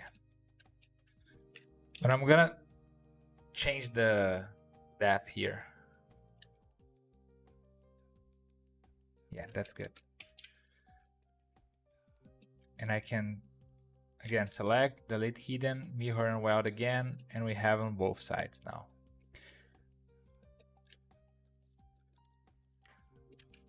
I'm going to replace this sphere here. I'm going to replace the same sphere for this one that has lower subdivision.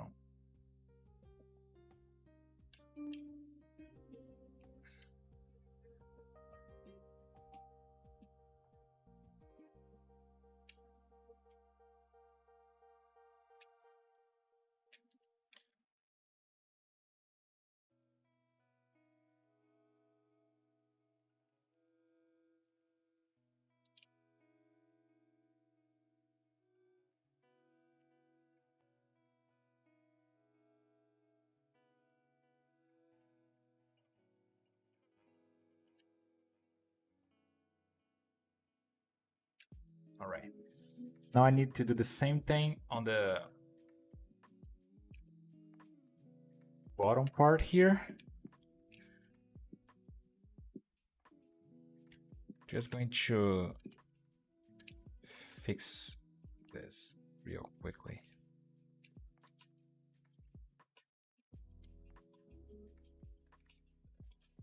Yeah.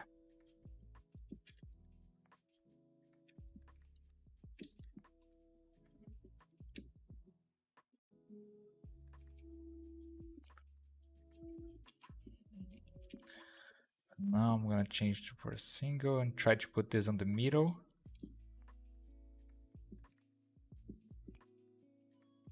And now I can use again the insert sphere here.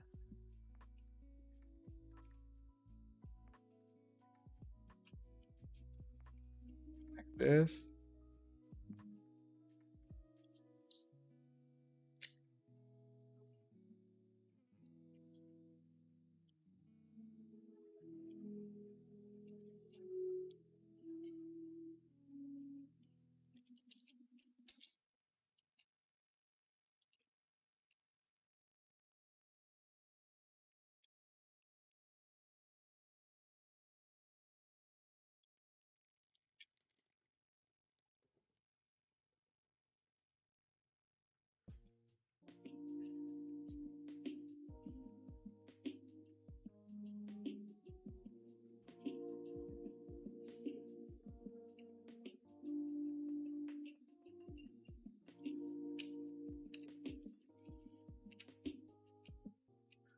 All right, so with that, okay, so we need to add those spheres here as well.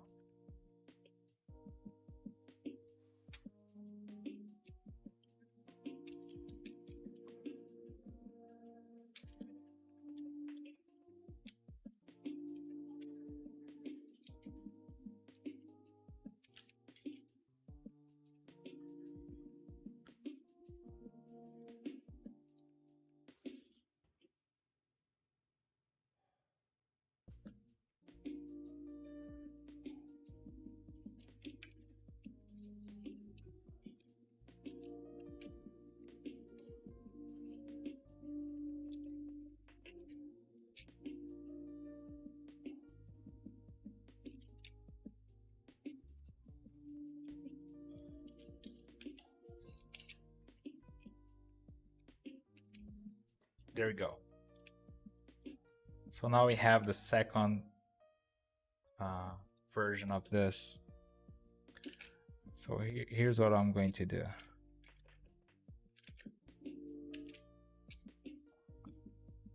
Merge this down.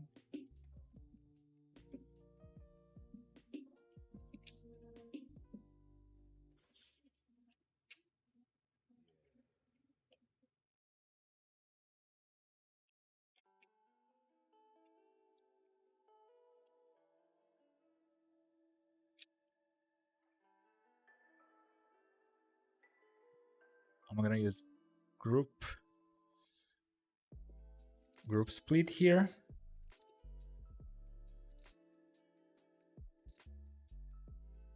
Merge this down as well.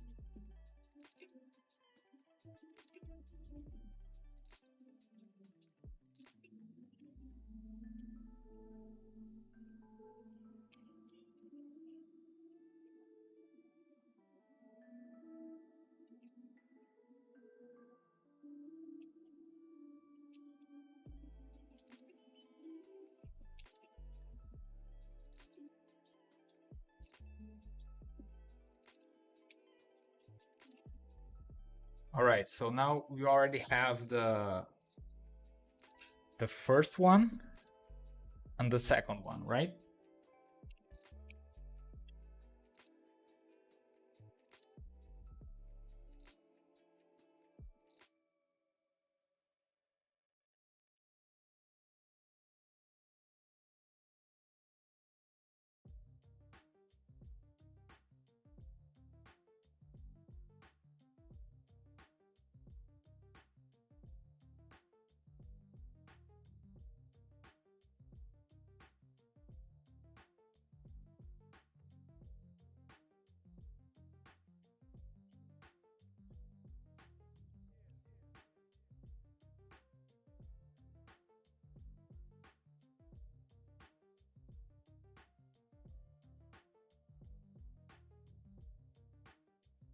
Yeah.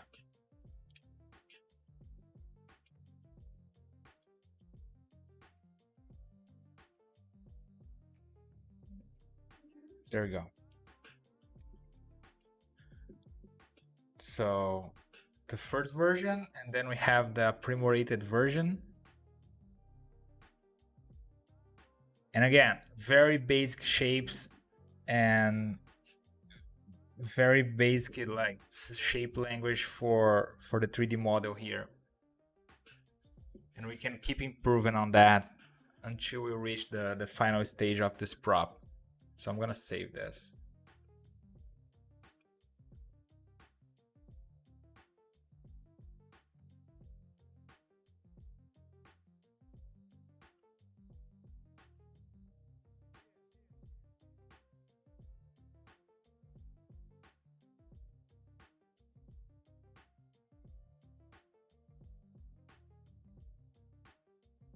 Andrea Romano, do you work for production or something? What production do you mean? Like like games and the industry? Yeah, I do work on a game company, so I guess yeah. Oh, do you work for production or something, or is just for passion? Actually, I do that for passion, and I find a work on that. So, yeah. Valeu, Rick. Tamo junto.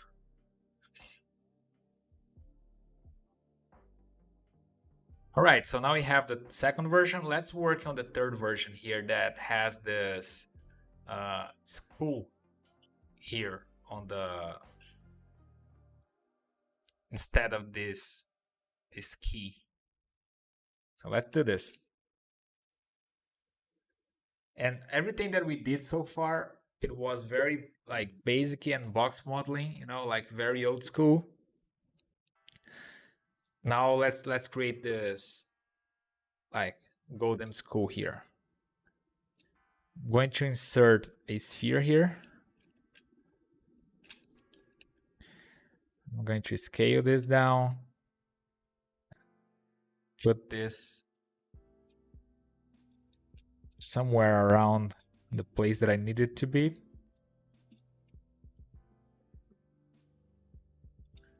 It kind of goes over like this. I'm gonna shrink this down like this.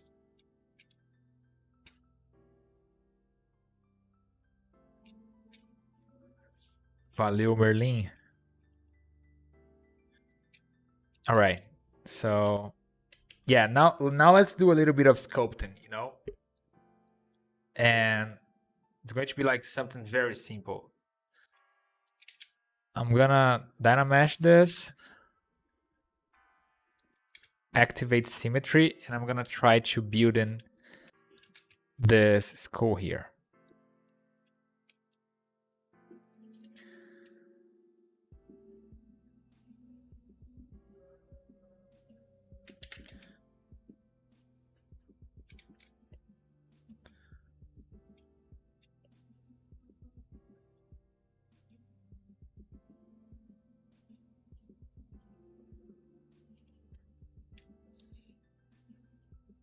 Very simple.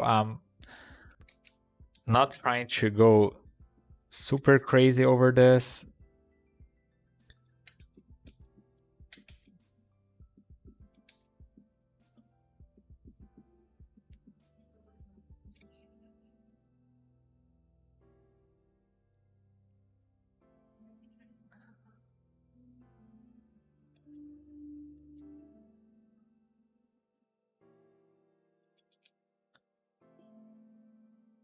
Again, try to think bigger shapes, bigger forms, and try not to, you know,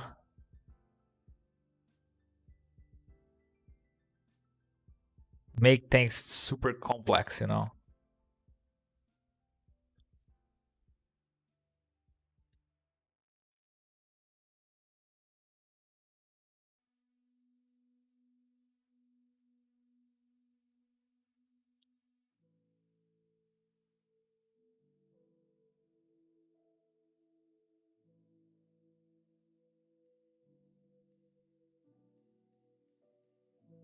I'm gonna insert a sphere here to use as the eyes, like the glowing eyes of that skull.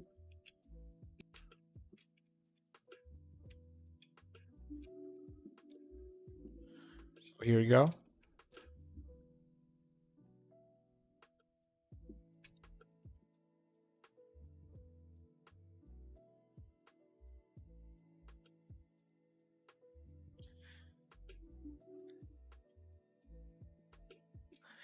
Mirror and weld.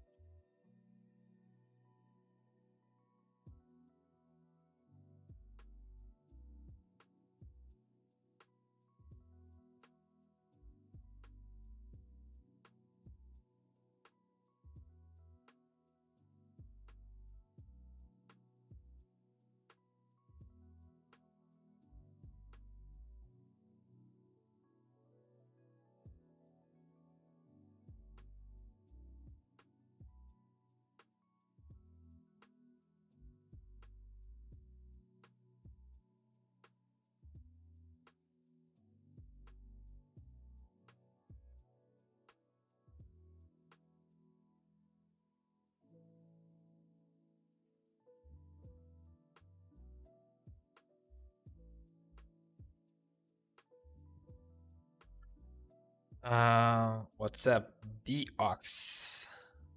How are you? The agent.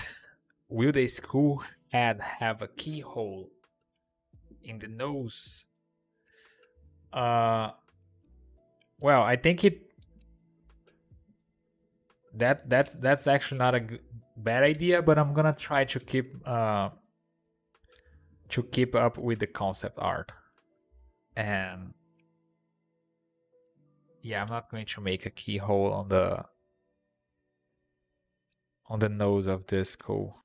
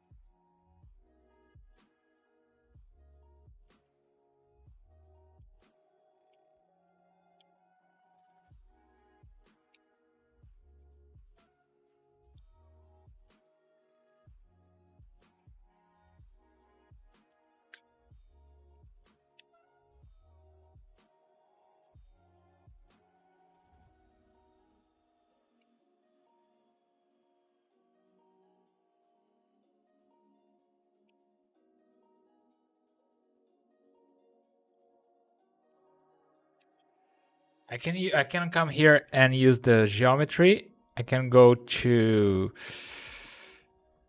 hmm, where it is. Let me remember. Clay polish. And I can use clay polish to kind of give a nice crisp and cut edge for the skull, like this.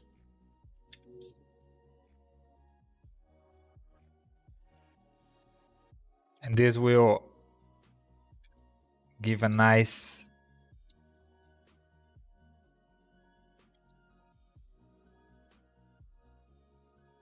breakup to the model.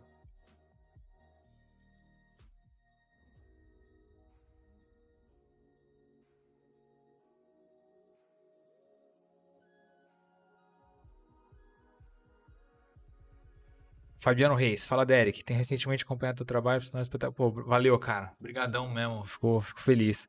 Conta aí um resumo da sua trajetória profissional na área do 3D e como foi nisso, como tá atual. Forte abraço. Pô, valeu, Fabiano, cara. Ficou felizão de verdade, cara. Valeu mesmo pela moral aí. Então, cara, eu fiz um vídeo bem legal aqui na Pixologic há um tempo atrás de uma série que chama ZBrush Masters. E tem uma porrada de artistas lá, e eles me convidaram pra trocar uma ideia e falar um pouquinho sobre o meu trampo e tudo mais. E tem lá, tipo, 2 horas de um talk, assim, de 2 horas. Aí eu conto lá um pouco da minha trajetória, como que eu comecei, o que eu fazia antes de mexer com ZBrush, e como que eu acabei vindo parar aqui, né? Modelar, tipo, personagens e coisas desse tipo, né? Então dá uma procurada aqui no canal da Pixologic mesmo. E tem um vídeo lá, procura meu nome lá no YouTube e deve aparecer lá. E aí eu falo um pouco também de anatomia, como que eu comecei a estudar anatomia e tudo mais. Tem um vídeo bem legal lá que cobre bacana, assim, esse tópico. Dá pra você ter Dá pra ter uma ideia legal, cara. Eu acho que se você estiver interessado, assim, em saber um pouco mais de como foi todo esse processo pra mim aí, dá uma conferida nesse vídeo lá. É um bate-papo bem legal. É, que eu fiz aqui com a galera da Pixologic no ano passado. Ou foi esse ano? Ano passado, foi ano passado. Dá uma olhadinha lá, só procurar Deryck Pelegrini aí no canal da Pixologic, beleza? Aí dá pra dar uma pincelada nessa parada que você perguntou aí. E vai desde quando eu comecei até onde eu tô agora. Uh, what's up? Rename card. Mind if I ask what kind of tablet you use? Oh, not at all. You can ask me. I use a Wacom Intuos Pro, size medium, and I love this tablet. I use it for a long time now. And yeah, that's the tablet that I use. Yeah, I think you have something wrong with on your end, because I think, can you guys hear me? Is everything okay with the audio? Yeah, let me know if something's wrong.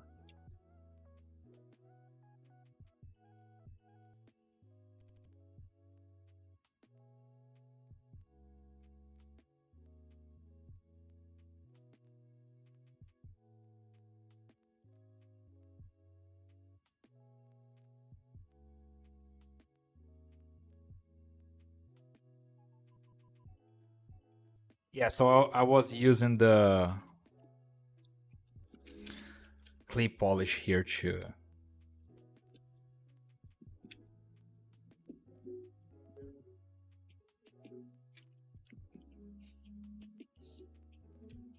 On the concept art, we have a very flat nose hole here, so I'm just trying to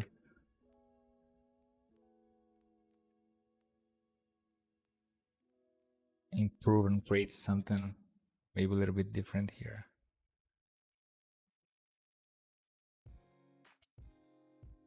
But I think that this will be enough to cover our needs.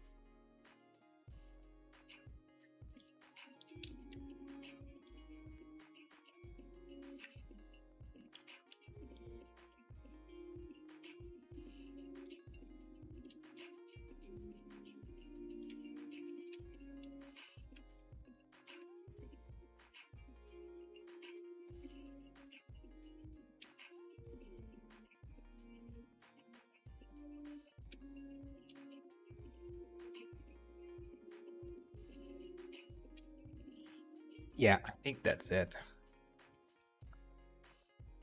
So let's do those chains here.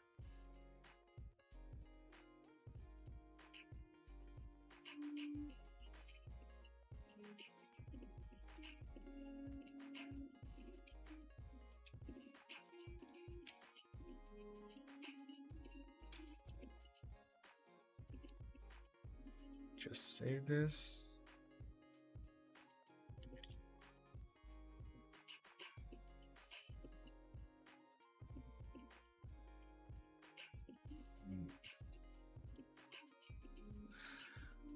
Yeah, let me see if we have an insert mesh to create this kind of spear thing that we have here. Yeah, I don't think we have nothing like this. Okay. I'm going to create an insert mesh here to do that. I'm going to use a cube.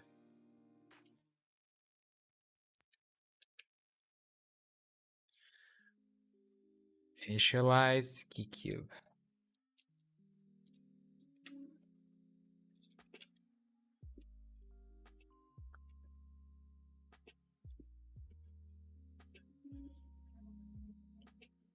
There we go.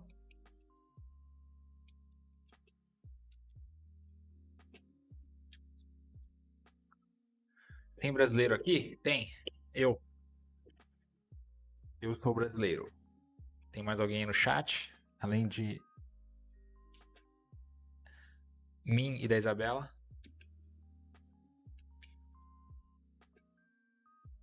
Bem-vindo, Isabela.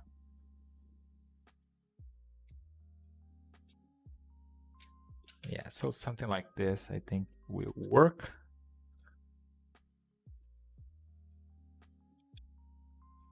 Daniel Drazuk. How are you, man? Salve, salve.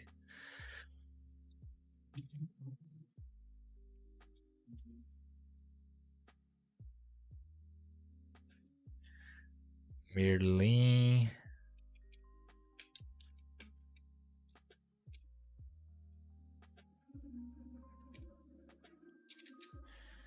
I don't think I need the bottom part for this. I'm just going to remove that.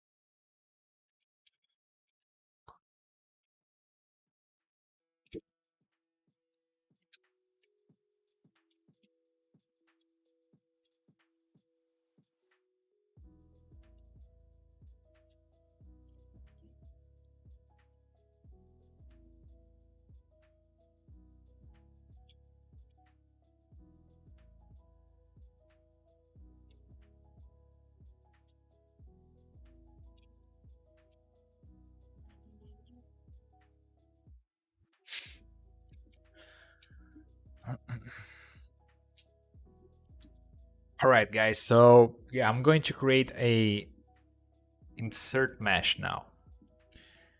So I'm going to rename this brush. Delete this one. I'm gonna take this one. I'm gonna rename it to, I don't know.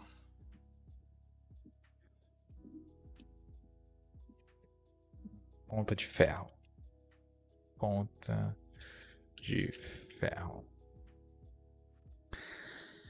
And I'm gonna come here to brush, create, and I'm gonna use the create insert mesh brush. I don't know if I have my brushes loaded here. I'm gonna create a new one. Then I can come here to brush and I can save this brush. Save as desktop, and I'm gonna call this Ponta de Ferro. There we go. All right. So now I can come back to my chest. Not this one. This one is awful. This one.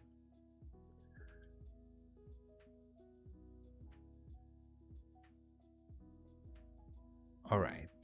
Now I can come here.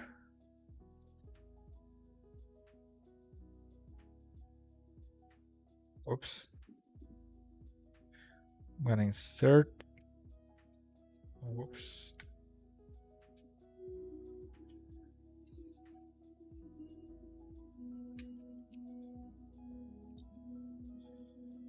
Yeah, I'm gonna use the insert mesh that I just did it.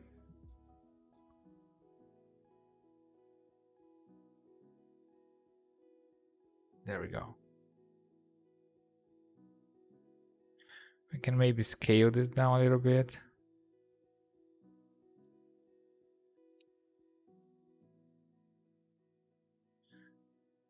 And I can do the same thing here.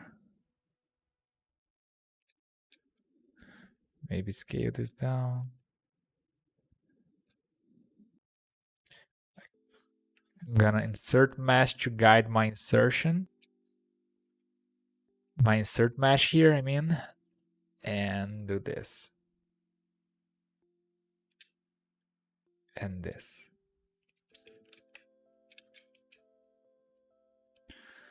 All right, so I think, yeah, but we need some, we actually need a different version. So I'm gonna use the auto groups option. I'm gonna do this. Group split. Right. So now I have this as a separated subtool that I can manipulate later. And now I can come here. Yeah, I need to do the bottom part as well. So vou dar uma bisbilhotada lá. Pô, da hora, faz isso sim, ó, Fabiano, dá uma olhada lá.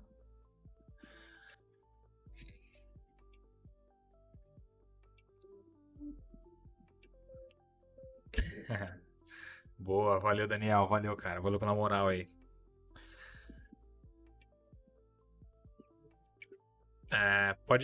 Pode falar em português, Isabela, aqui. Aí, se tiver alguma dúvida, pode perguntar em português e eu respondo, sem problema nenhum, tá?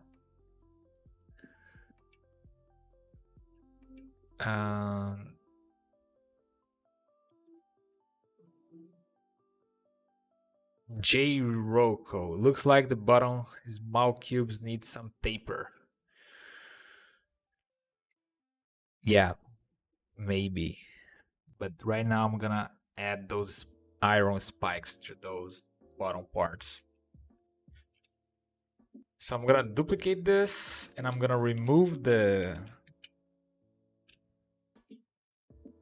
I'm going to remove the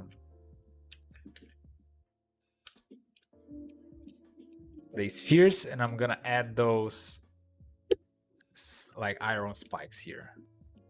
So let's do this. Whoops.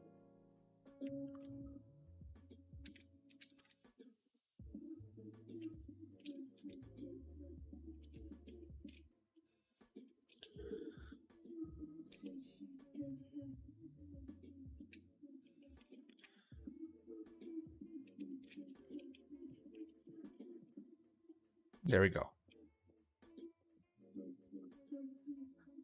So now, okay. Need to add this spikes to this top part here. I'm going to duplicate that. I'm going to use this as reference for my insertion. So 1, 2, those are big ones, but it is more like around here and there. Yeah, probably.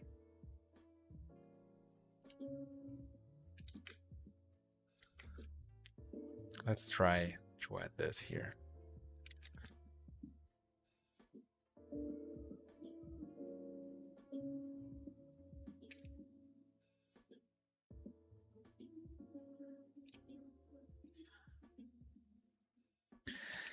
I'm gonna go to brush, that, and I'm gonna change this.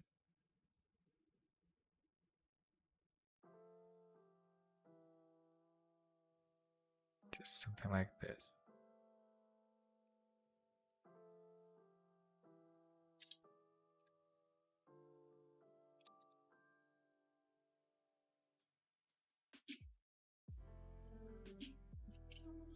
I'm gonna twist that a little bit.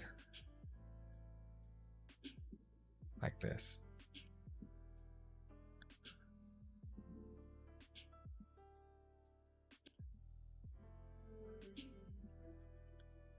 Yeah.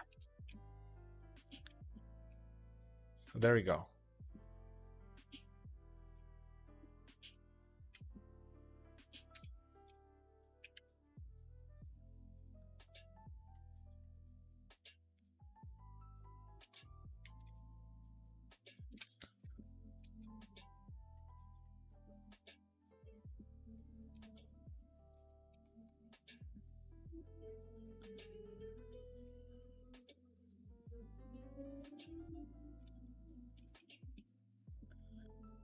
All right, let's save this.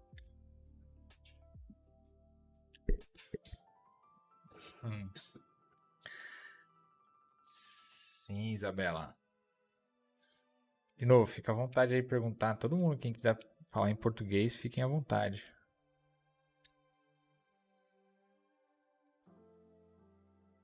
All right, so now we need to add those chains going all the way around to the back. So let's do this.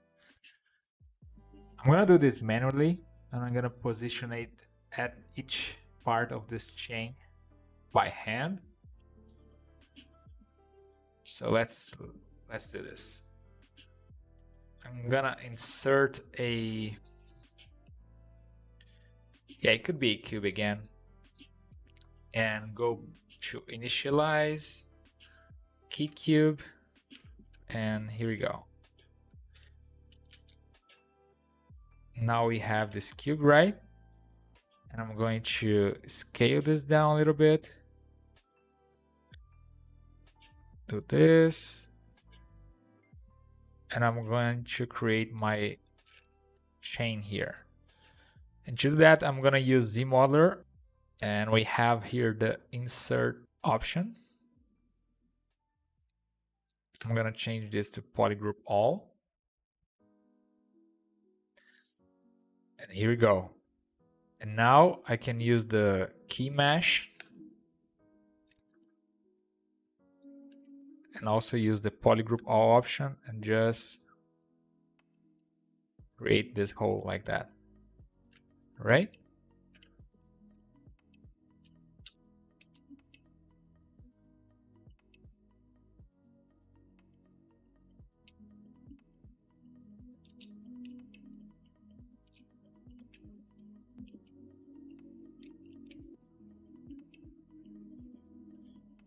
I'm just going to scale this a little bit. Scale this down. It's up, I mean. And now we can, well, we can insert a loop here. Other one here. And we can use this function called let's see if it is this one. Yeah, it is this one. Let's do this.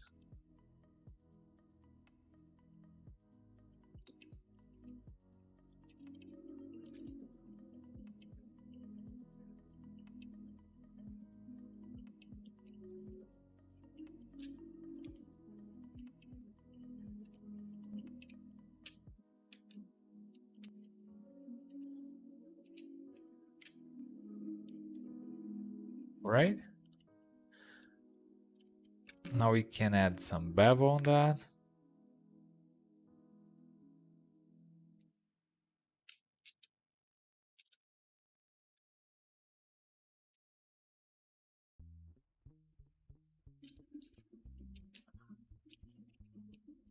And we can also add some sustentation here.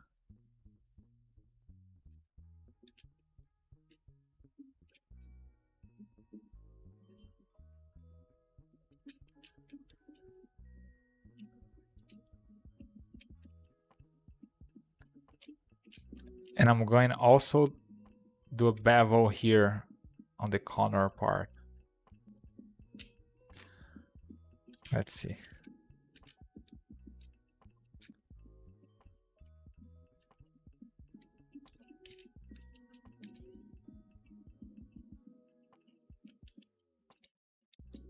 Yeah, I don't think I need the middle one.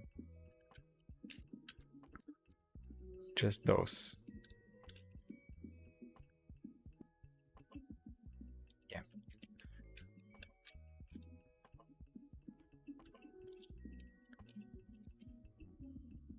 There we go.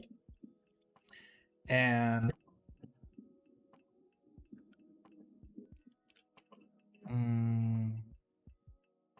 todos esses meshes eu posso, tipo, para agilizar o trabalho, criar algum tipo de brush.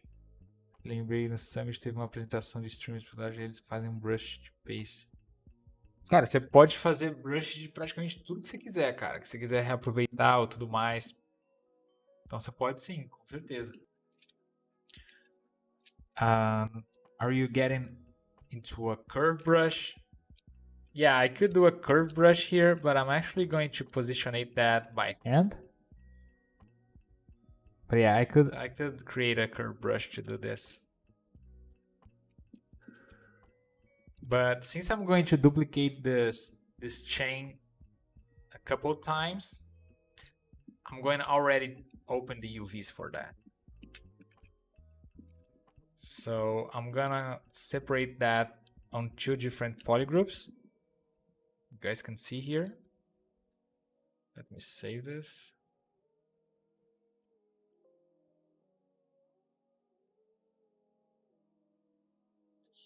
And I'm gonna open the UVs for that. So if you come here on the menu Z plugins, I have the Z plugins here open on my right side.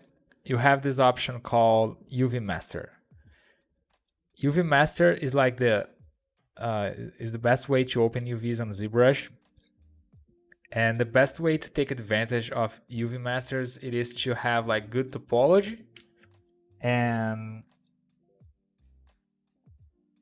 oh yeah, I'm sorry guys, the concept art it is, yeah, let me fix that. There we go. So yeah, you can come here on Z plugins and then you have UV Master. I have it this menu here on the side. You can drag and drop the menus on ZBrush like this.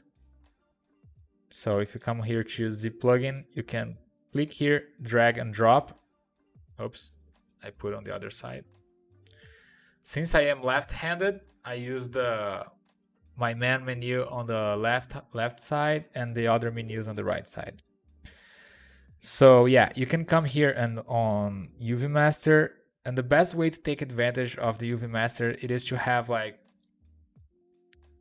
that's not actually a rule, you know, that's just the way that I think it works best.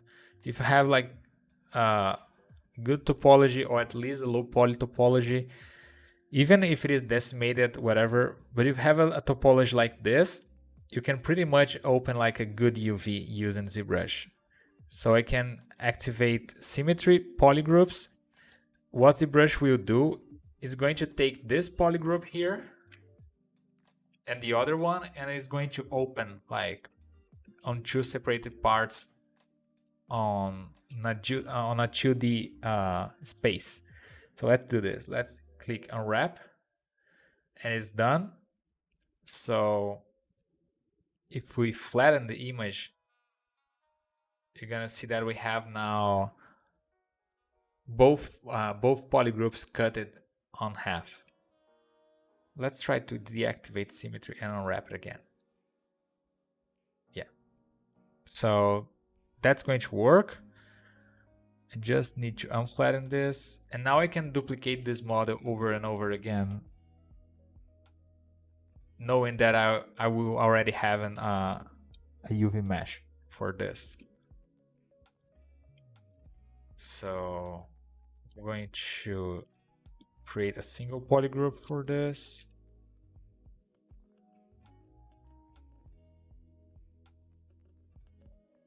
Let me just try to see how this is going to be.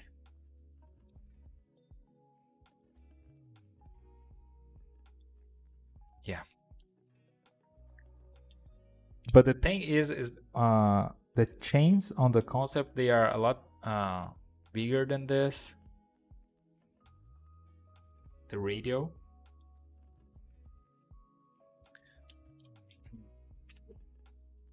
Isabela Sutil. A live vai ficar gravada?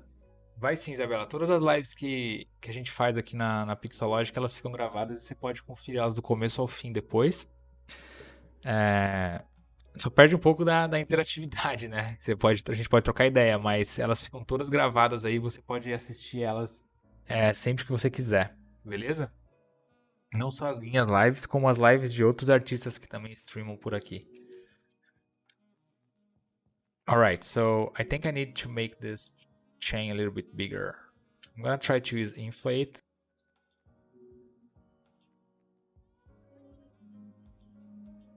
To do that.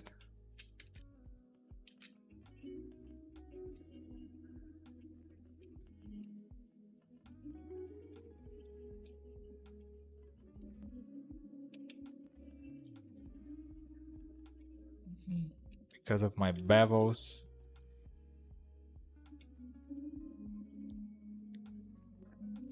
I'm having some weird result. Yeah, but I think that will be enough. Let's try to duplicate this again and rotate. Yeah, that's way better.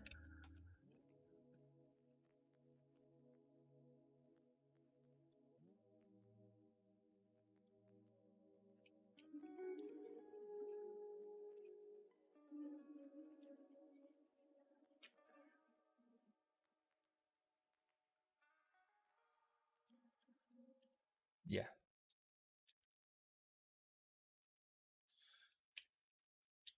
Yeah, I think this will work. And now I can, I can positionate this by hand here, or I can create a insert curve mesh brush. And let's try to do this. Let's see if I remember. Let's auto group that. And I'm going to brush, create brush.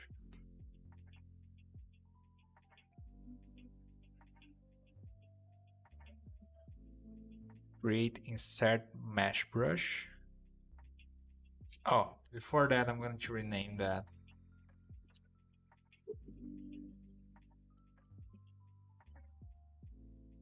Like this, then brush, create insert mesh brush, a new one.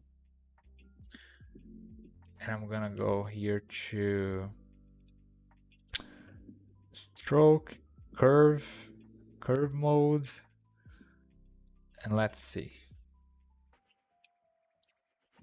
Let's insert a sphere here.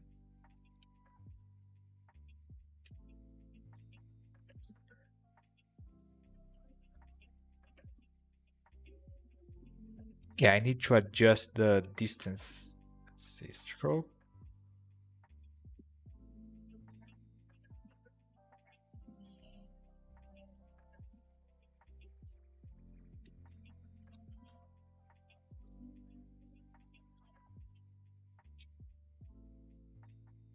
Daniel Drazuki. Qual a diferença entre mirror and weld? All right. So mirror o espelhamento, né? Se você só usar o mirror, ele vai espelhar a geometria para o outro lado, certo? Se você usar o mirror and weld, ele vai duplicar a geometria e soldar elas juntas, entendeu? Essa que é a diferença. O mirror ele só flipa a geometria para o outro lado. O mirror and weld ele duplica e coloca a geometria para o outro lado. Essa é a diferença.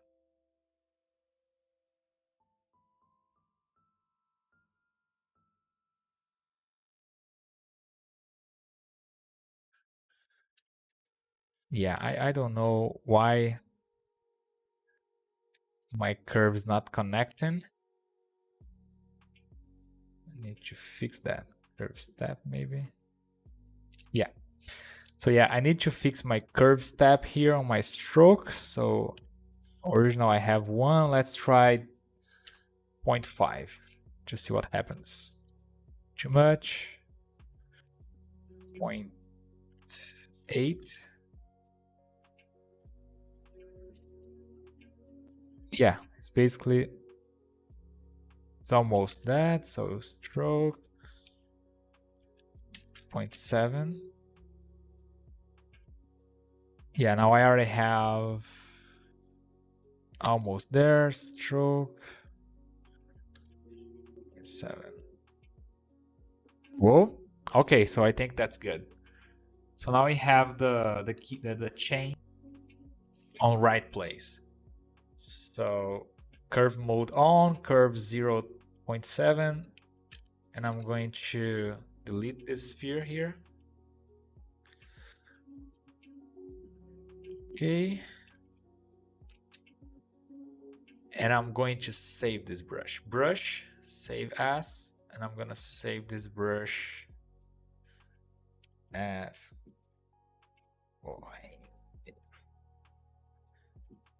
chain. Alright? Isabela, não conhecia seu trabalho ainda, vou procurar suas redes sociais. Muito obrigado pela moral, Isabela. Me adiciona lá. As minhas redes são essas que estão aí em cima no topo do vídeo. Deryck.art, você me encontra no ArtStation, no Twitter. Eu não uso Twitter, na verdade, nem ArtStation, faz muito tempo. Mas você me encontra no YouTube e no Instagram. No Instagram é a rede que eu uso mais, que eu interajo com as pessoas lá, troco ideia, posto minhas coisas, tô sempre lá conversando com a galera. Então, se quiser me acompanhar lá, acho que a melhor rede, é a que eu tô mais ativo, é o Instagram. Valeu, obrigadão pela moral. All right, so I already have my chain here, and now I need to pass this chain from to the skull all the way back on the chest. So how I'm going to do that? In order to use the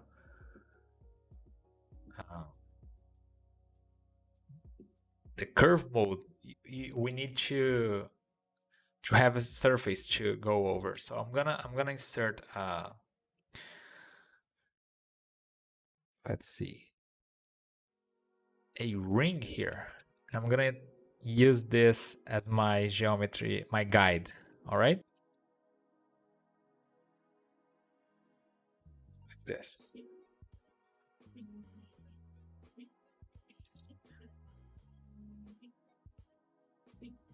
This,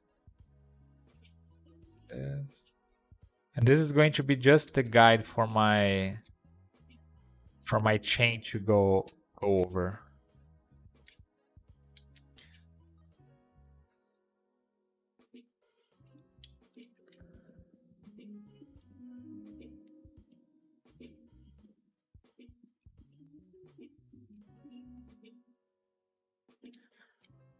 So I'm gonna grab my chain here.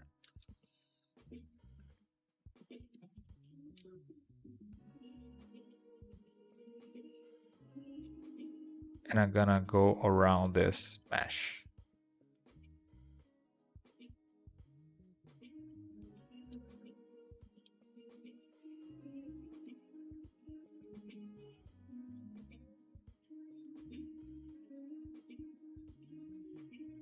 Like this.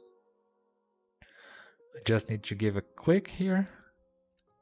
And now I can remove this base mesh, delete and hidden. And I can move my chain whatever I want. And I can use the move brush here just to adjust the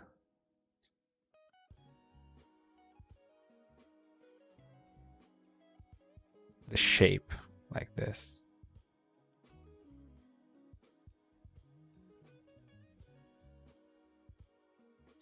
And since I already have the UVs for that, I can later texture that. pretty easily.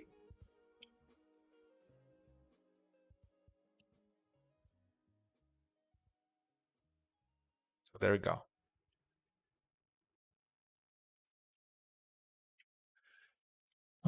I think I moved too much here and I lost the connection between the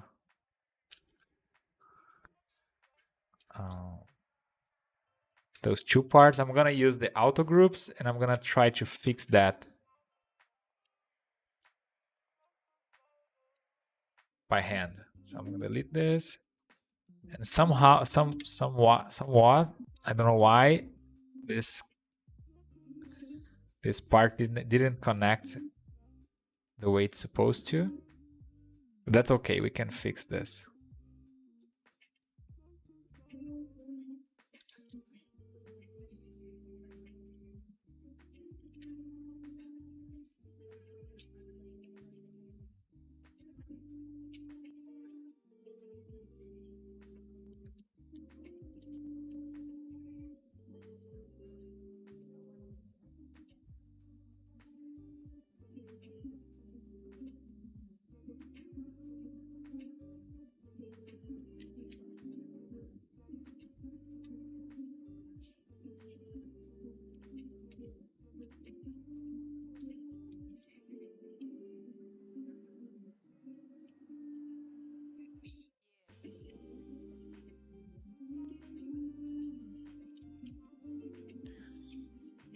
So, quem foi que perguntou? Foi o Daniel Drazuki. Qual a diferença entre mirror e mirror and weld? Aqui, ó, Daniel. Seguinte, ó. Se eu usar o mirror aqui, ele vai só espelhar a minha corrente pro outro lado, certo? Agora, se eu usar o mirror and weld... Ops. Se eu usar o mirror and weld, ele vai jogar a minha corrente e duplicar ela pros dois lados, tá vendo? But eu não quero que ela se junte aqui no fundo. Let's see how I'm going to do that. I'm going to delete this one.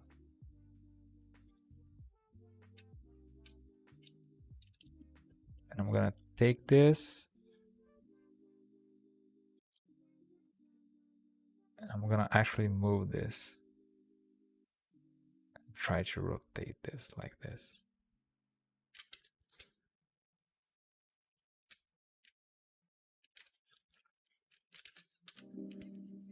Right? Now I can use the mirror and weld. There we go.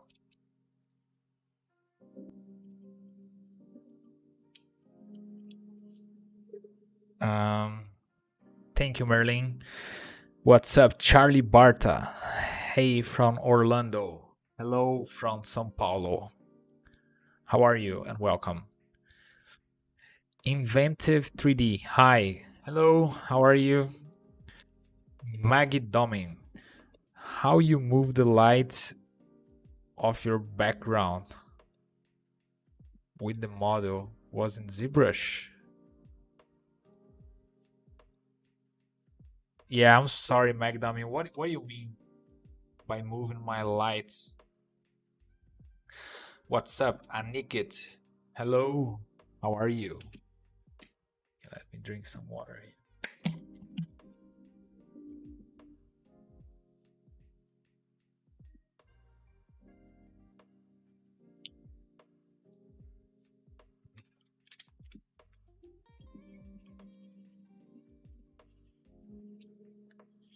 I'm great.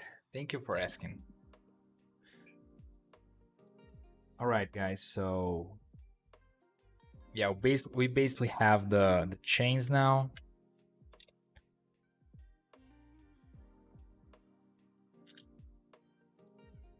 Now we have our chain here.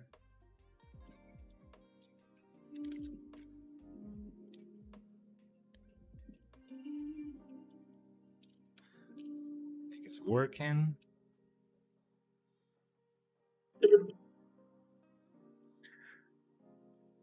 And I think that we can now work on this other, like This the last one has this kind of a horn for the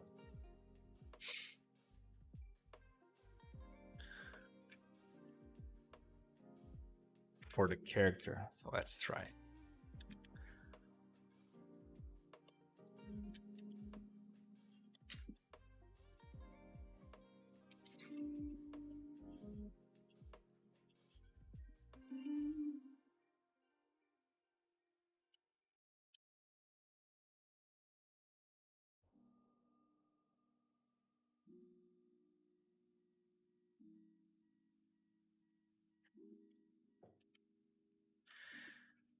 Yeah, that gave a little bit more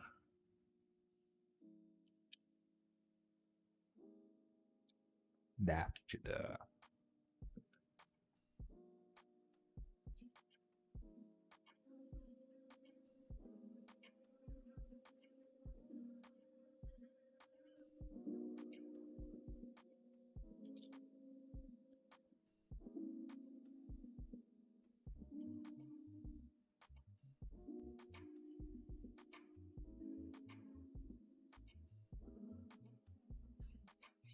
Plastic.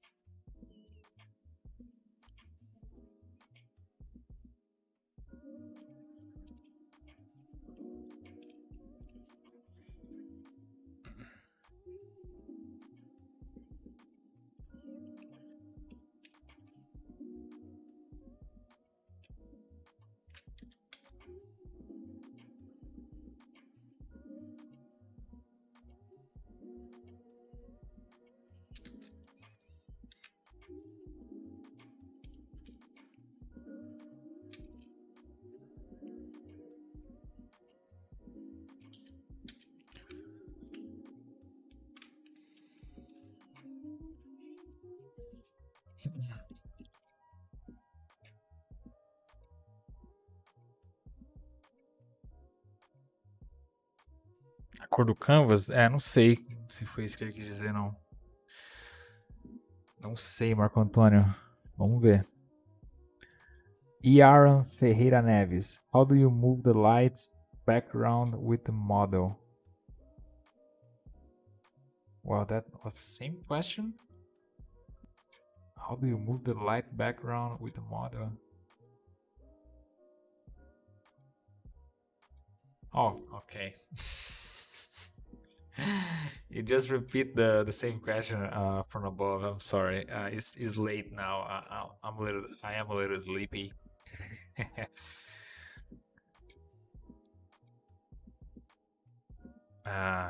You will show how to bake texture and UV wrap. Actually, I already show you guys how to do the UVs. I just show how to open the UVs for the chain. The process is the same. What's up? Inventify 3D. So yeah, let me just work on this horn. I don't know, shape that we have here. So let's save this.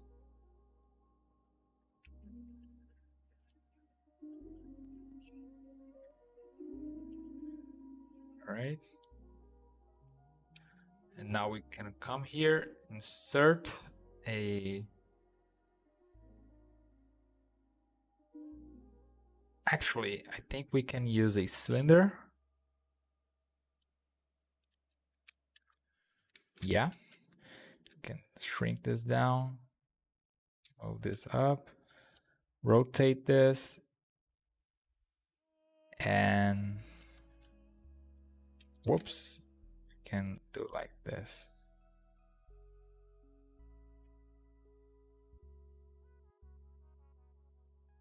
Yeah.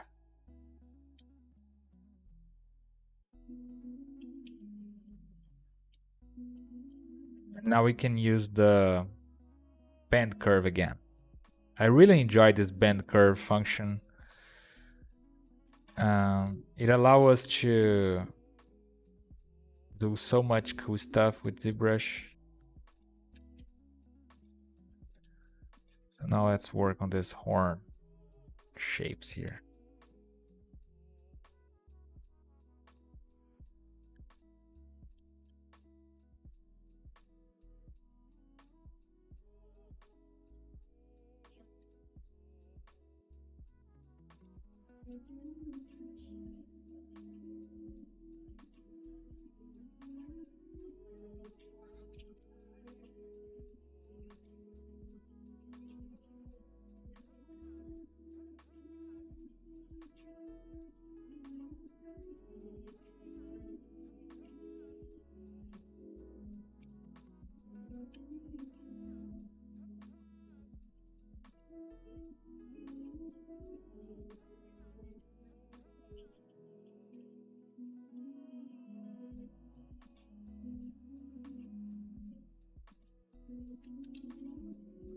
McDomin, sorry man. Oh yeah, don't worry man.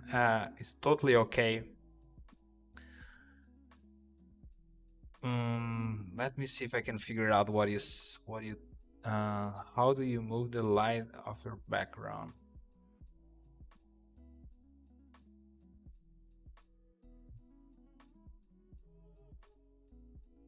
You mean like moving the light in the same way that you do like on Substance Painter or something like that?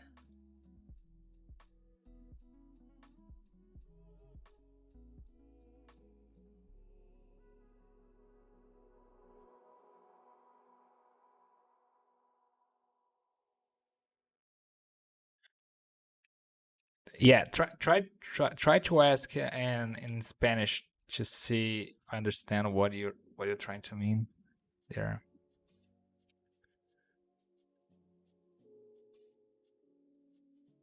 I mean, try to make the question in Spanish. Feel free to do so. I see if I can understand.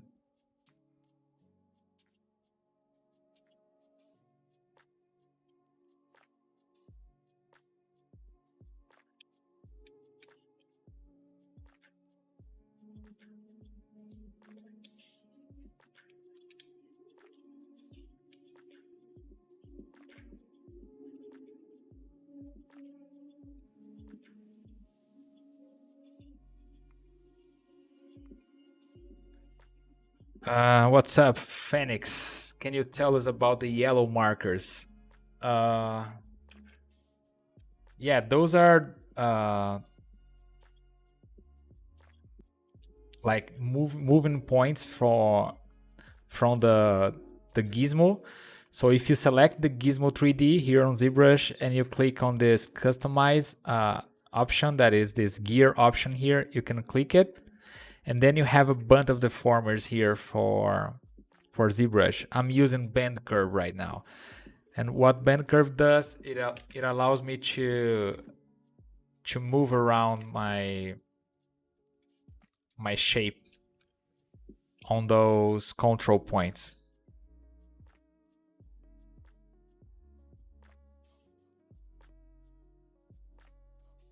Yeah, I think that's the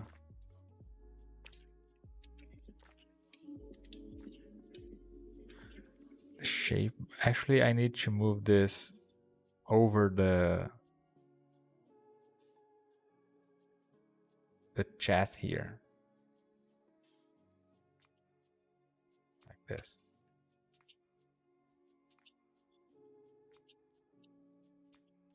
Yeah, no, don't worries, man.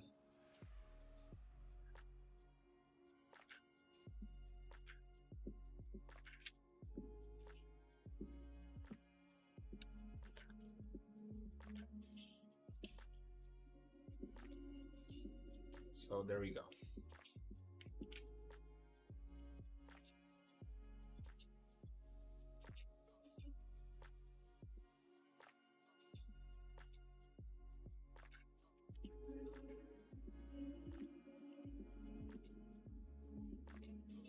All right, I think that will work.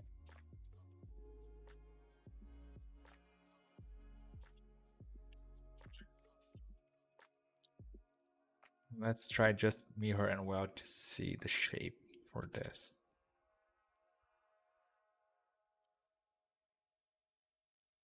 Yeah, I think it's working. So now I need to create that separation between the parts.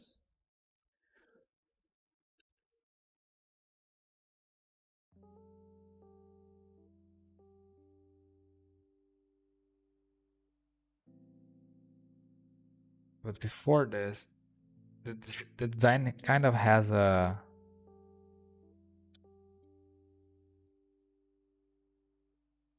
this flattened area.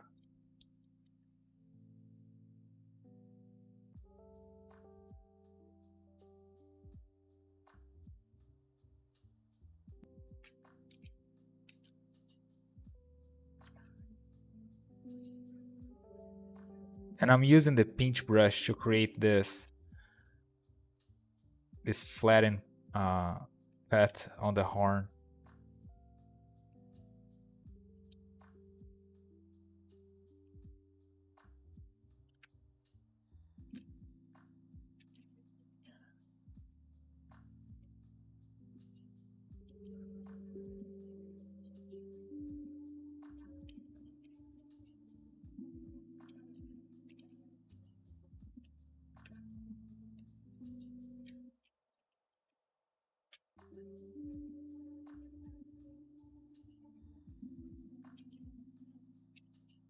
Now I could easily try to sculpt on these cuts on the horn here, but I'm gonna try to use my topology to create that effect. Let's see.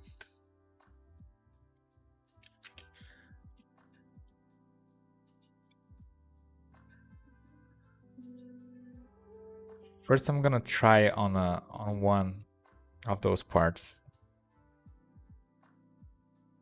Let's try to extrude first. Polygroup all.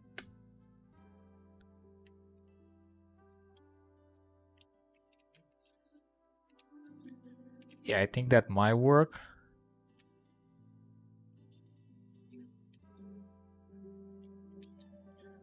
All right.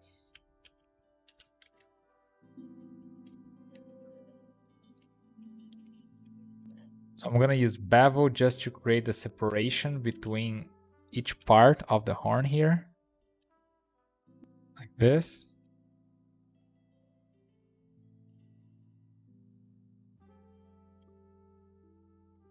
And we just keep going. And now I'm going to select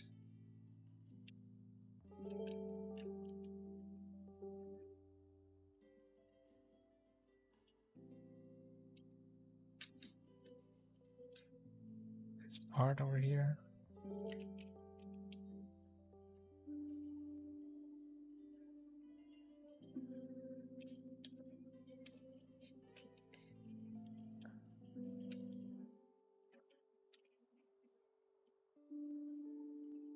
And now I can use the extrude option, polygroup all, and this will create this extrusion for all my polygroups.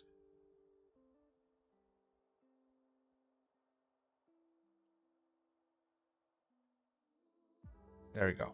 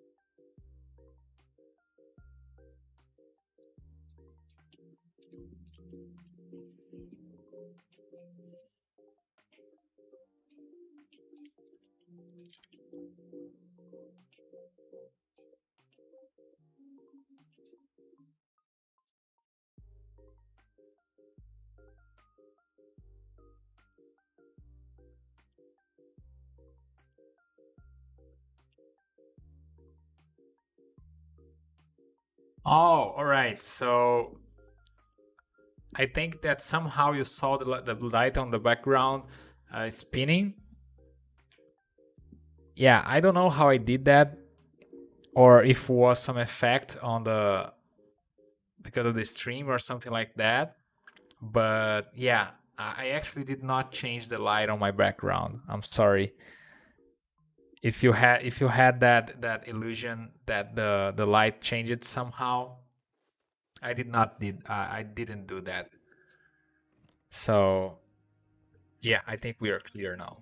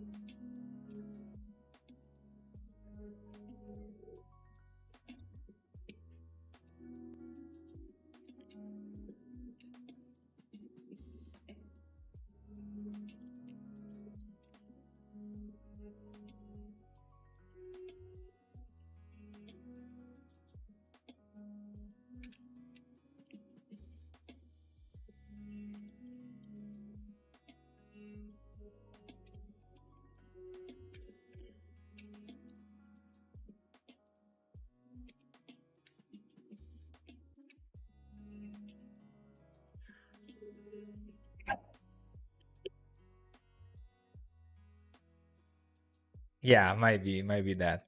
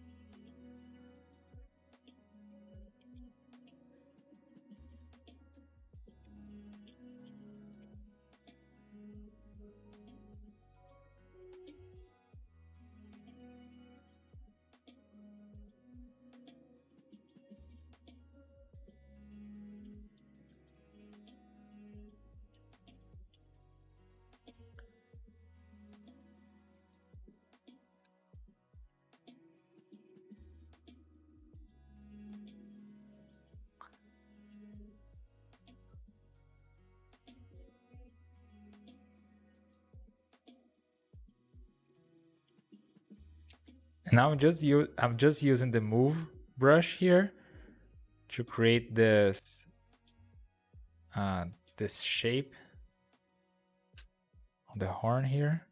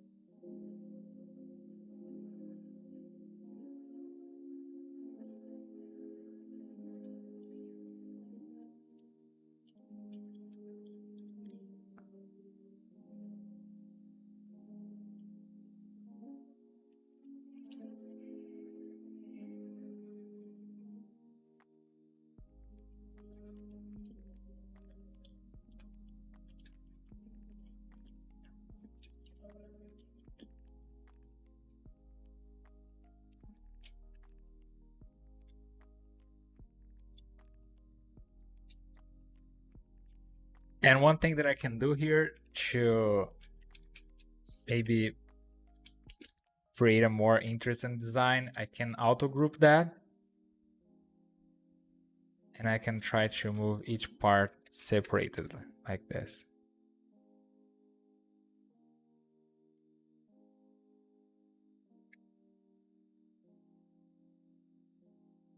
Maybe play around a little bit with that overlay.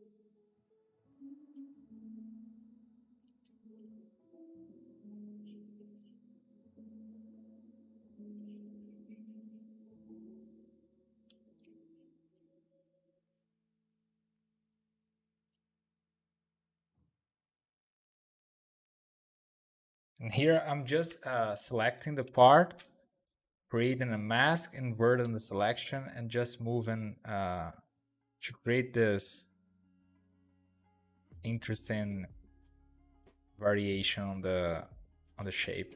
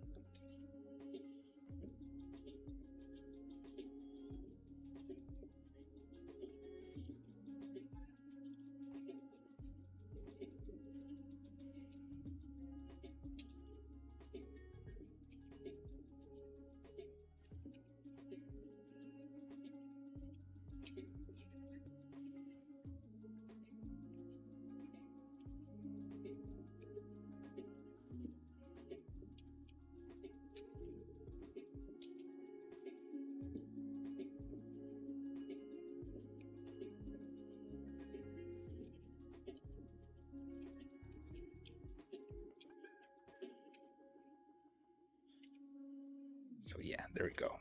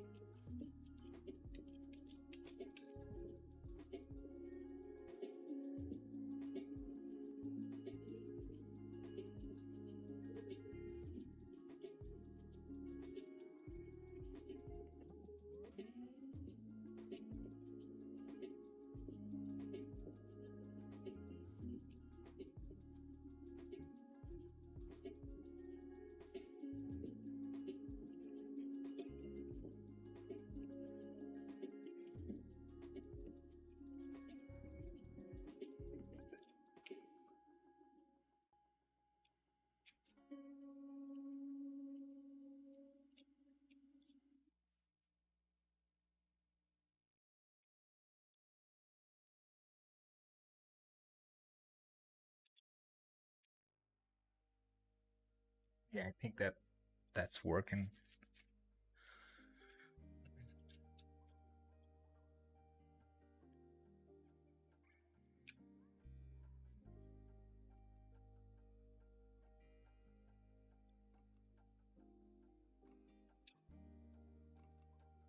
So yeah. All right, guys. So now we basically have all the elements that we need for all the variants of the chest. So I'm just need to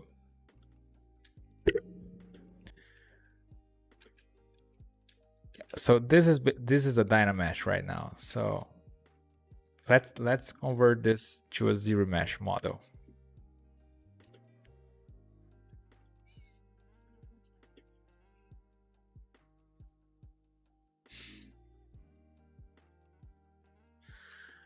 That's actually not bad.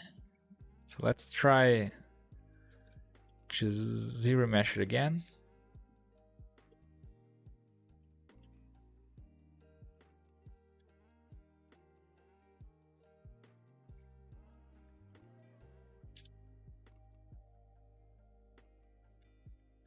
Let's try. Oops. Let's try the zero mesh.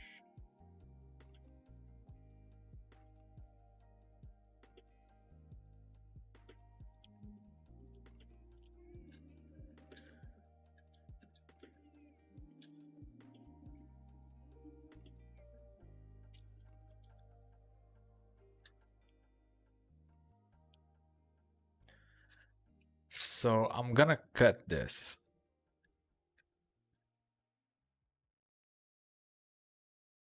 Like this. And I'm going to zero mesh it again.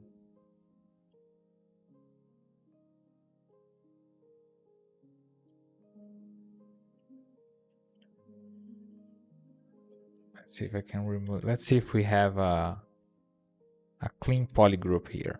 Poly loop.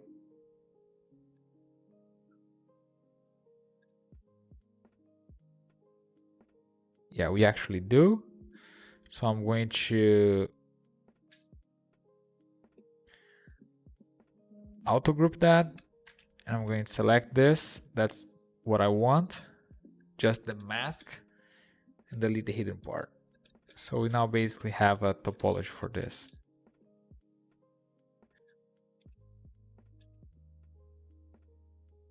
There we go.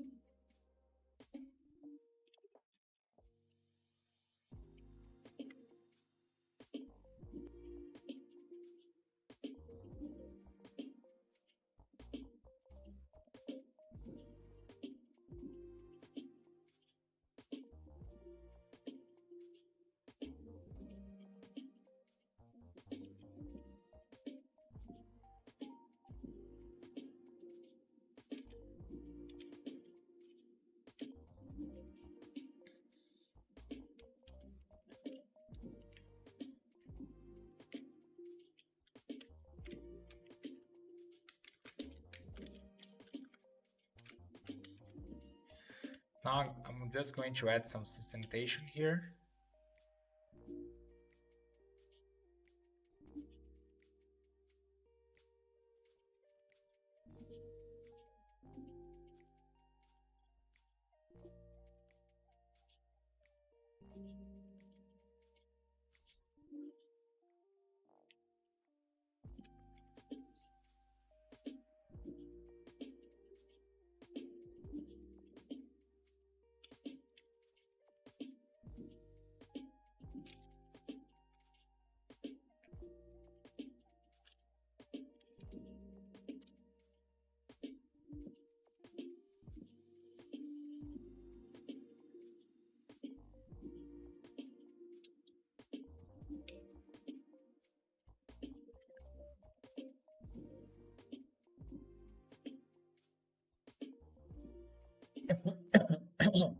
Sorry, guys.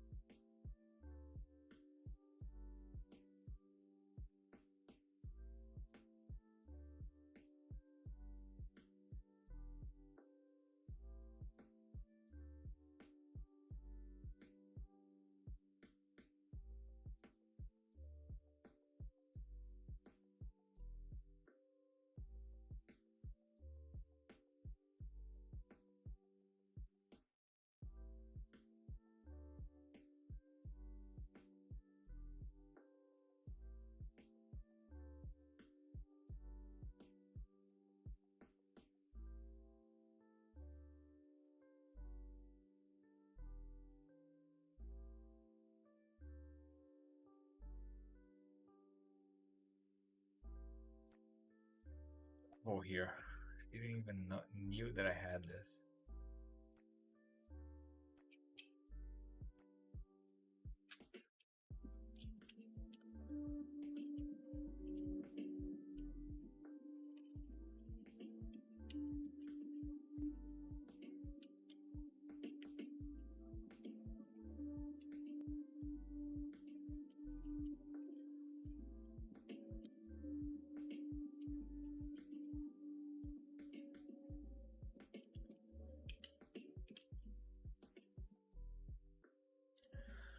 Um, what's up, Pacto? Boa noite, bro. Salve, salve. Balstri. E aí, parabéns pelo trabalho no movimento brasileiro representando. Pô, valeu, cara. Obrigadão aí pela moral. Muito lindinho. Meu xará Deryck Heavy falando. Valeu, bro. Ratatouille. Miss how you did this cool. Oh, that's no problem, man. You can rewatch the whole thing later. Don't worry.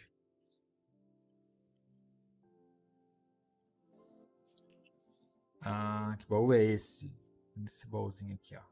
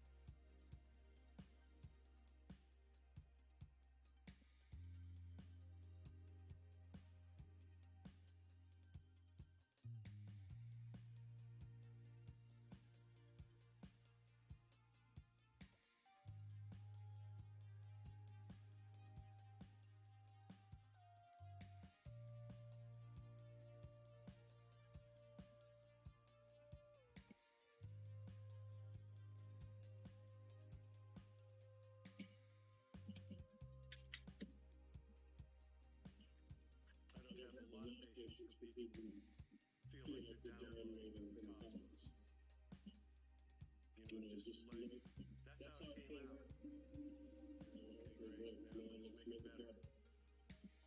But just writing from a place of understanding rather than from a place of fear.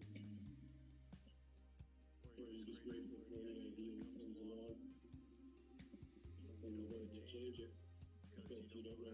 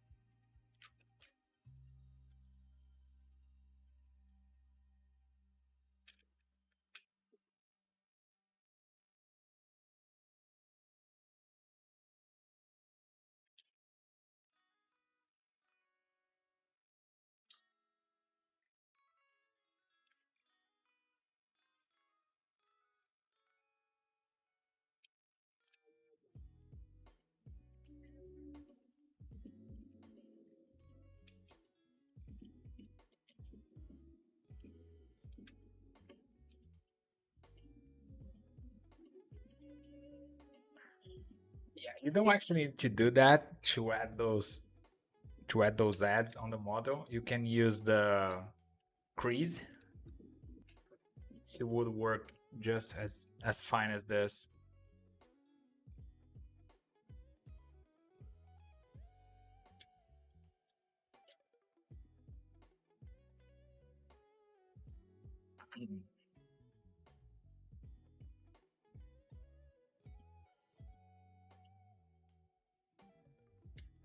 For instance, we can go, instead of adding those ads, you can go to geometry. You can go under freeze and whoa.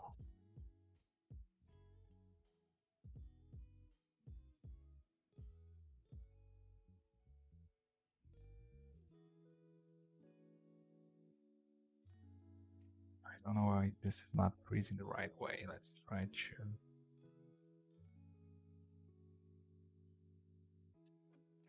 Yeah, you could do that. See how those lines, they have like this markations on them. That's the crease. And you can do this. And then subdivide the end sculpt on the mesh. Actually, I think it's a better idea to do this way.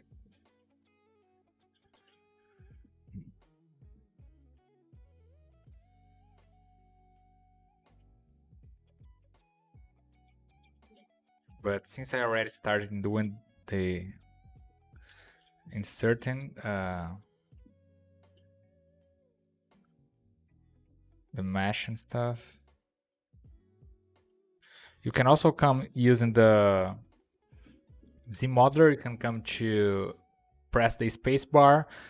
There is this crease option here, and you can use this to crease your ads as well, like this.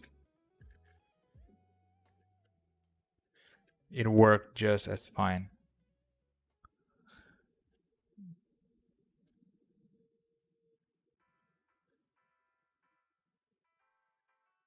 There you go. Instead of keep adding ads to the mesh.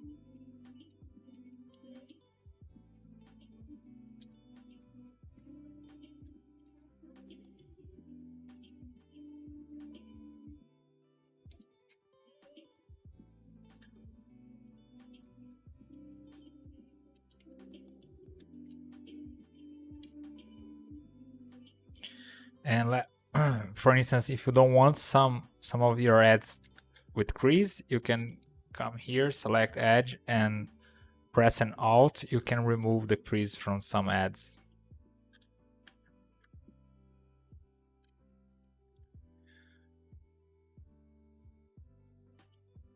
Like this.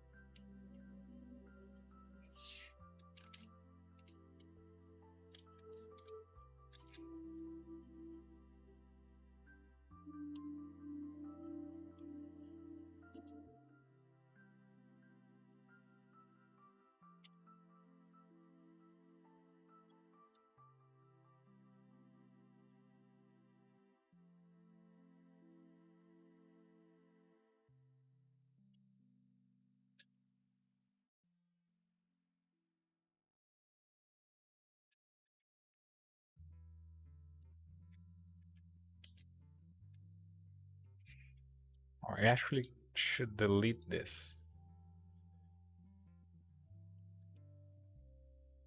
There you go.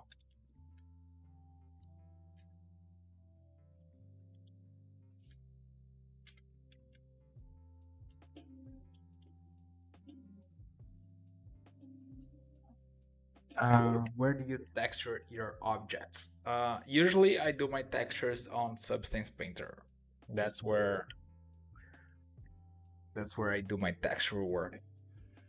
But sometimes I do use polypens, especially for organic stuff. I think it's easier to paint some kind of things on ZBrush. I don't like very much of the sensibility and the pressure sensitivity of the Substance Painter for airbrushing and things like that. Like I think ZBrush is better for this.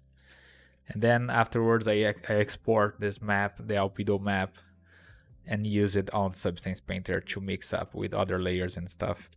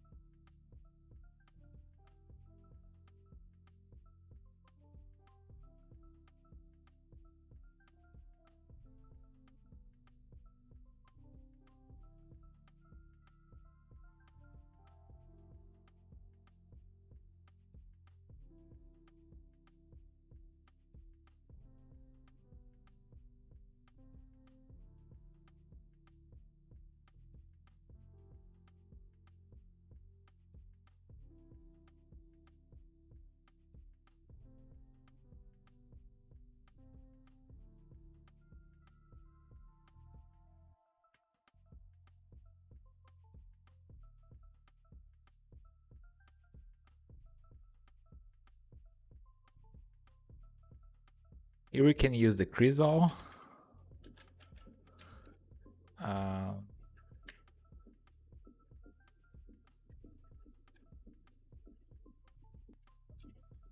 Why is this happening?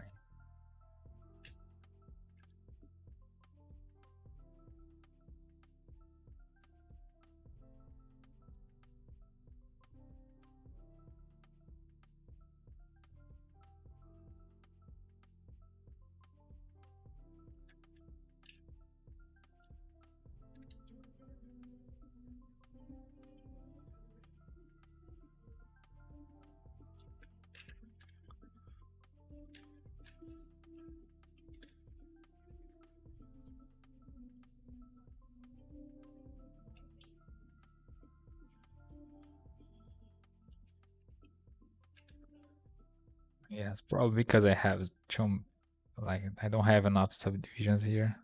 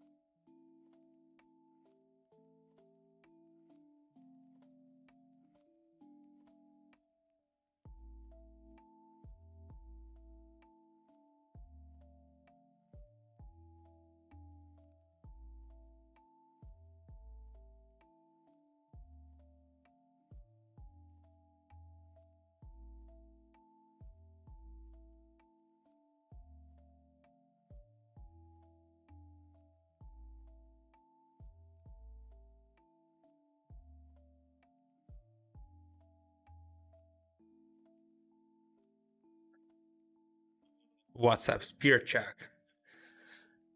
Yeah, good night, man. Thank you for following to now. Yeah, the live is going to be recorded, so you can rewatch the whole thing later.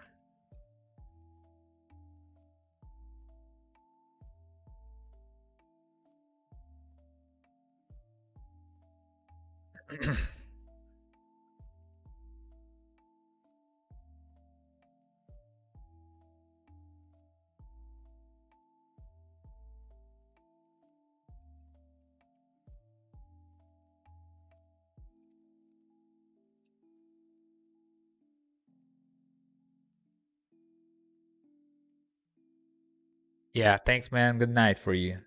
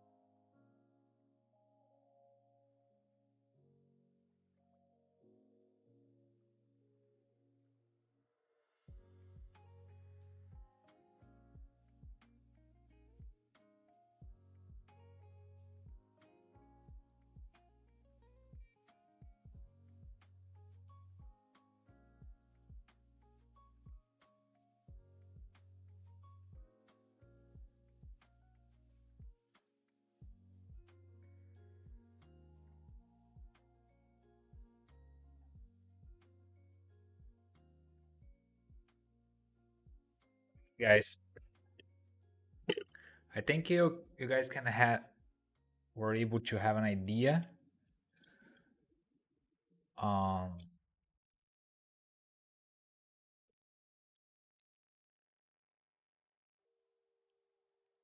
where I was going with that.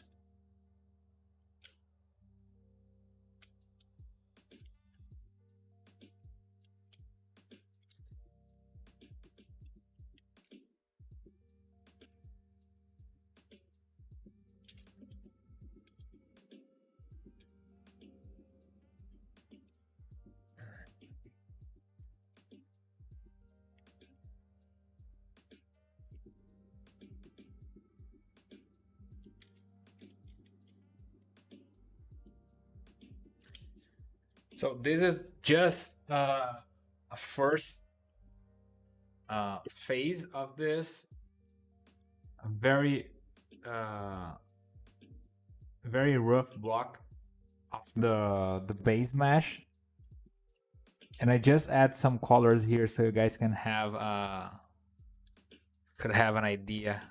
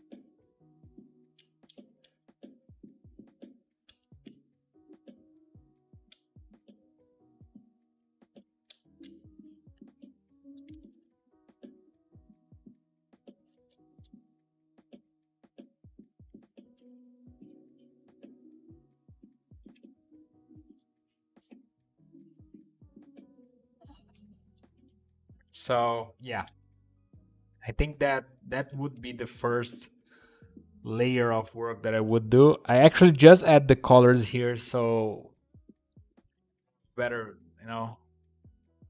something a little bit nicer to look at. But the important thing here is the overall shape, you know? That's the that's the whole deal here. And after that was done, I would already have like a very good topology, and I could again use crease to sustain my ads.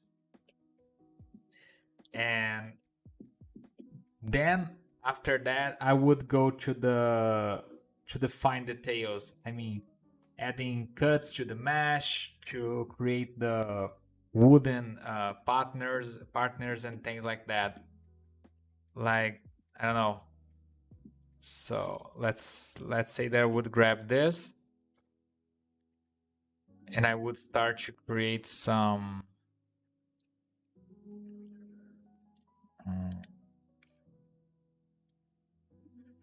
let's use high polish here or flattening, I don't know.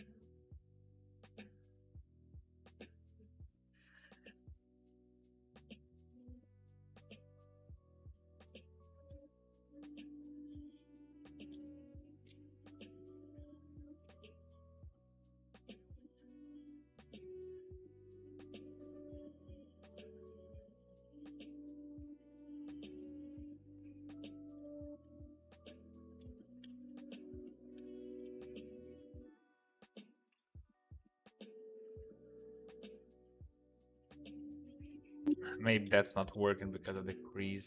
So yeah, we can use the flatten here to create some imperfections.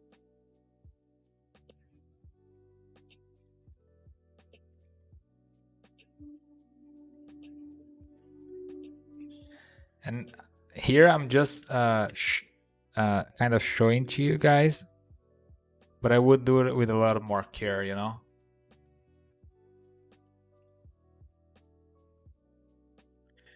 And try to break up the silhouettes a little bit.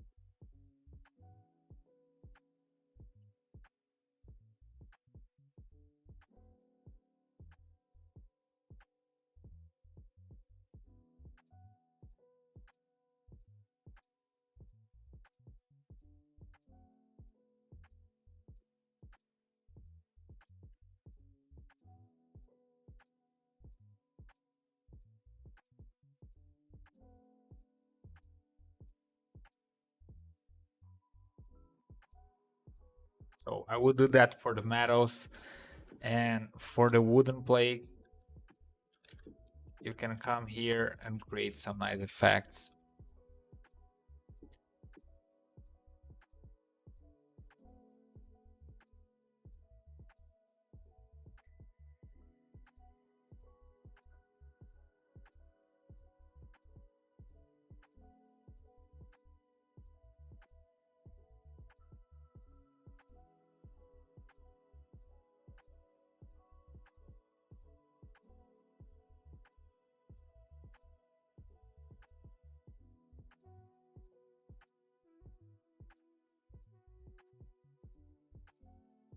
Something like this, you know.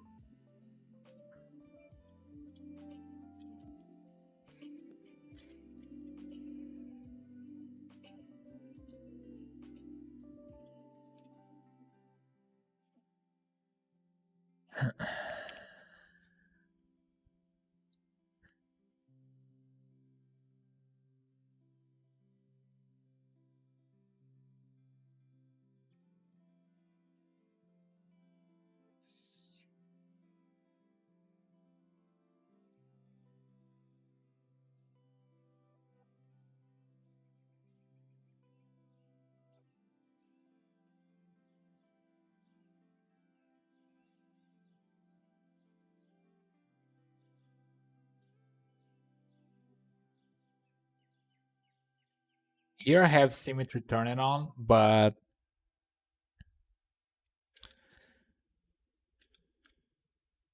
the ideal is not using symmetry at this point, right?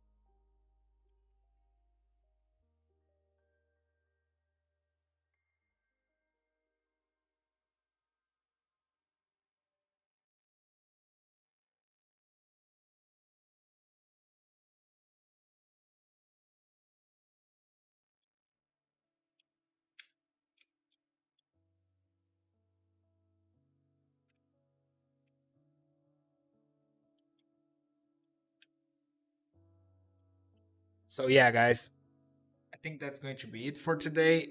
I hope you guys got a glimpse of what I mean, what I'm talking about, like trying to create something simple, especially when you're starting and you're learning the tools, you're learning the software and everything.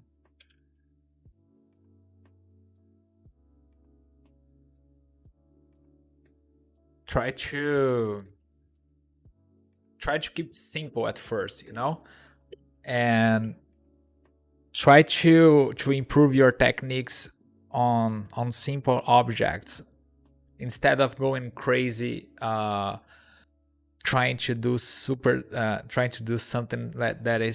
way that is way too complex, for your own good. A model like this, as you guys saw, it has like a very good topology, and I can go back to my low poly topology and open the UVs, bake my high poly mesh into my low poly, go into Substance Painter, paint some nice textures, uh, work on some nice PBR materials for a prop like this, and have a nice presentation for a simple object uh, that can show some good UVs, some good high poly model and things like that. So that was the whole deal of this presentation, and I don't know. I think we are here for,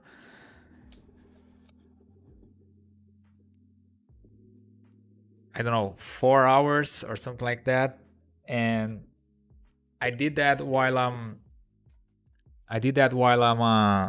talking to you guys. So, but if you guys invest time on something that it is a little bit uh not easier, but something simple, not something like a whole character with hair and armor and anatomy. There's so much to learn and do when we are talking about characters. And I think develop something like small is the best way to learn and understand how the software works, and doing that, you are also able to create a portfolio for yourself, showing all the parts of the process. This part here was a very, very rough glimpse of the modeling process. From here, there's a bunch of other process, like UVs, topology, and shader and stuff. But in the case of topology, since we did everything here with a very basic shapes, we basically have all the topology that we need. It's just a matter of open the UVs and do some nice textures for this. But I hope you guys understand and got a glimpse of this. Então é isso, galera. A ideia hoje era mostrar esse lance de tipo tentar fazer alguma parada mais, principalmente se você está começando e está querendo criar uma peça pro portfólio, está querendo montar um portfólio, ao invés de tipo pirar numas coisas muito malucas assim, tentar fazer algumas coisas mais contidas, saca? Não precisa necessariamente ser um baú, igual eu fiz aqui. Pode ser qualquer outra coisa, saca? Mas alguma coisa que seja fácil de você fazer e que você não fique, tipo, meses fazendo esse objeto, saca? Você pegar um personagem pra fazer, tipo, um humanoide, um monstro, qualquer coisa desse tipo, você pode ficar, tipo, meses tentando fazer, e se você tá começando, você vai acabar não fazendo uma coisa tão legal a ponto de... sabe? Vamos supor, você mandar isso pra uma empresa, alguma coisa do tipo, não vai ser uma coisa que a galera vai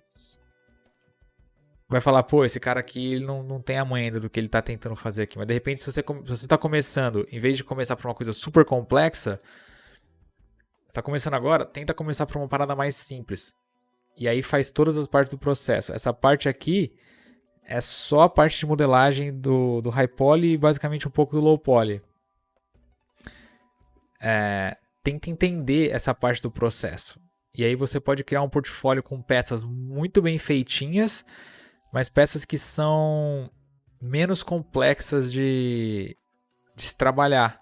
Então, pensar um pouquinho nisso, saca? Não tô falando que você não pode estudar personagem ou coisa do tipo. Você pode continuar estudando personagem. Mas você tá na ideia de tentar entrar em algum estúdio, tentar conseguir um job, alguma coisa, e está começando agora, o caminho mais fácil é tentar fazer coisas mais simples e mostrar todo o processo durante mostrar todo o processo dessa peça, um prop, por exemplo, que seja. Ou ao invés de tentar fazer um cenário super complexo com várias peças e um cenário gigantesco que você tem que iluminar e tudo mais. Enfim, eu resolvi fazer essa live de hoje mostrando isso por causa que algumas pessoas vieram me perguntar coisa de portfólio, como montar que caminho seguir para fazer um asset e tudo mais. Então, um dos motivos de eu ter feito essa live hoje mostrando um pouquinho desse workflow é mostrar que dá para fazer alguma coisa bem bacana sem de repente investir tanto tempo e você ter um material legal para você poder mostrar caso você esteja querendo e esteja indo atrás de alguma coisa como um estúdio, alguma coisa desse tipo. Beleza, galera? Acho que é isso. Na semana que vem eu não vou estar aqui. Eu volto depois na próxima semana, dia 18, se eu não me engano. Beleza? Então é isso aí. E me segue lá no Instagram, se você não me segue. Entra lá, você acompanha meu trabalho, as paradas que eu faço. É a rede que eu tô mais ativo. Beleza? So, that's it, guys. And again, as I said before, I'm doing this because a few people asked me to explain a little bit of the process to create and give it some kind of basically orientation on how to start something small like a prop. So that was the whole deal of the live today. All right. So yeah, I hope you guys enjoy it, the live. I hope you guys uh were able to catch some nice tips today. And that's it. So next week I'm not going to be here, but I will return on the next week after that. So 18, I guess. All right. Thank you guys very much for being here until late in the night. It is 2 a.m. for me here. I don't know about the rest of the world where you guys are at, but thank you very much for follow the live stream until now. And all right, again, follow me on Instagram if you want to see my stuff, the things that I'm doing. And yeah, that's the social media that I'm most at. There you guys can see the things that I'm working on. All right, again, this is a very, very rough sketch that I did very, very quickly just to show you guys my approach when I'm creating something like this. And we are able to do something like this without spending months working on a model. All right. So yeah, thank you guys very much for being here, and I will see you guys on the next one. Ciao.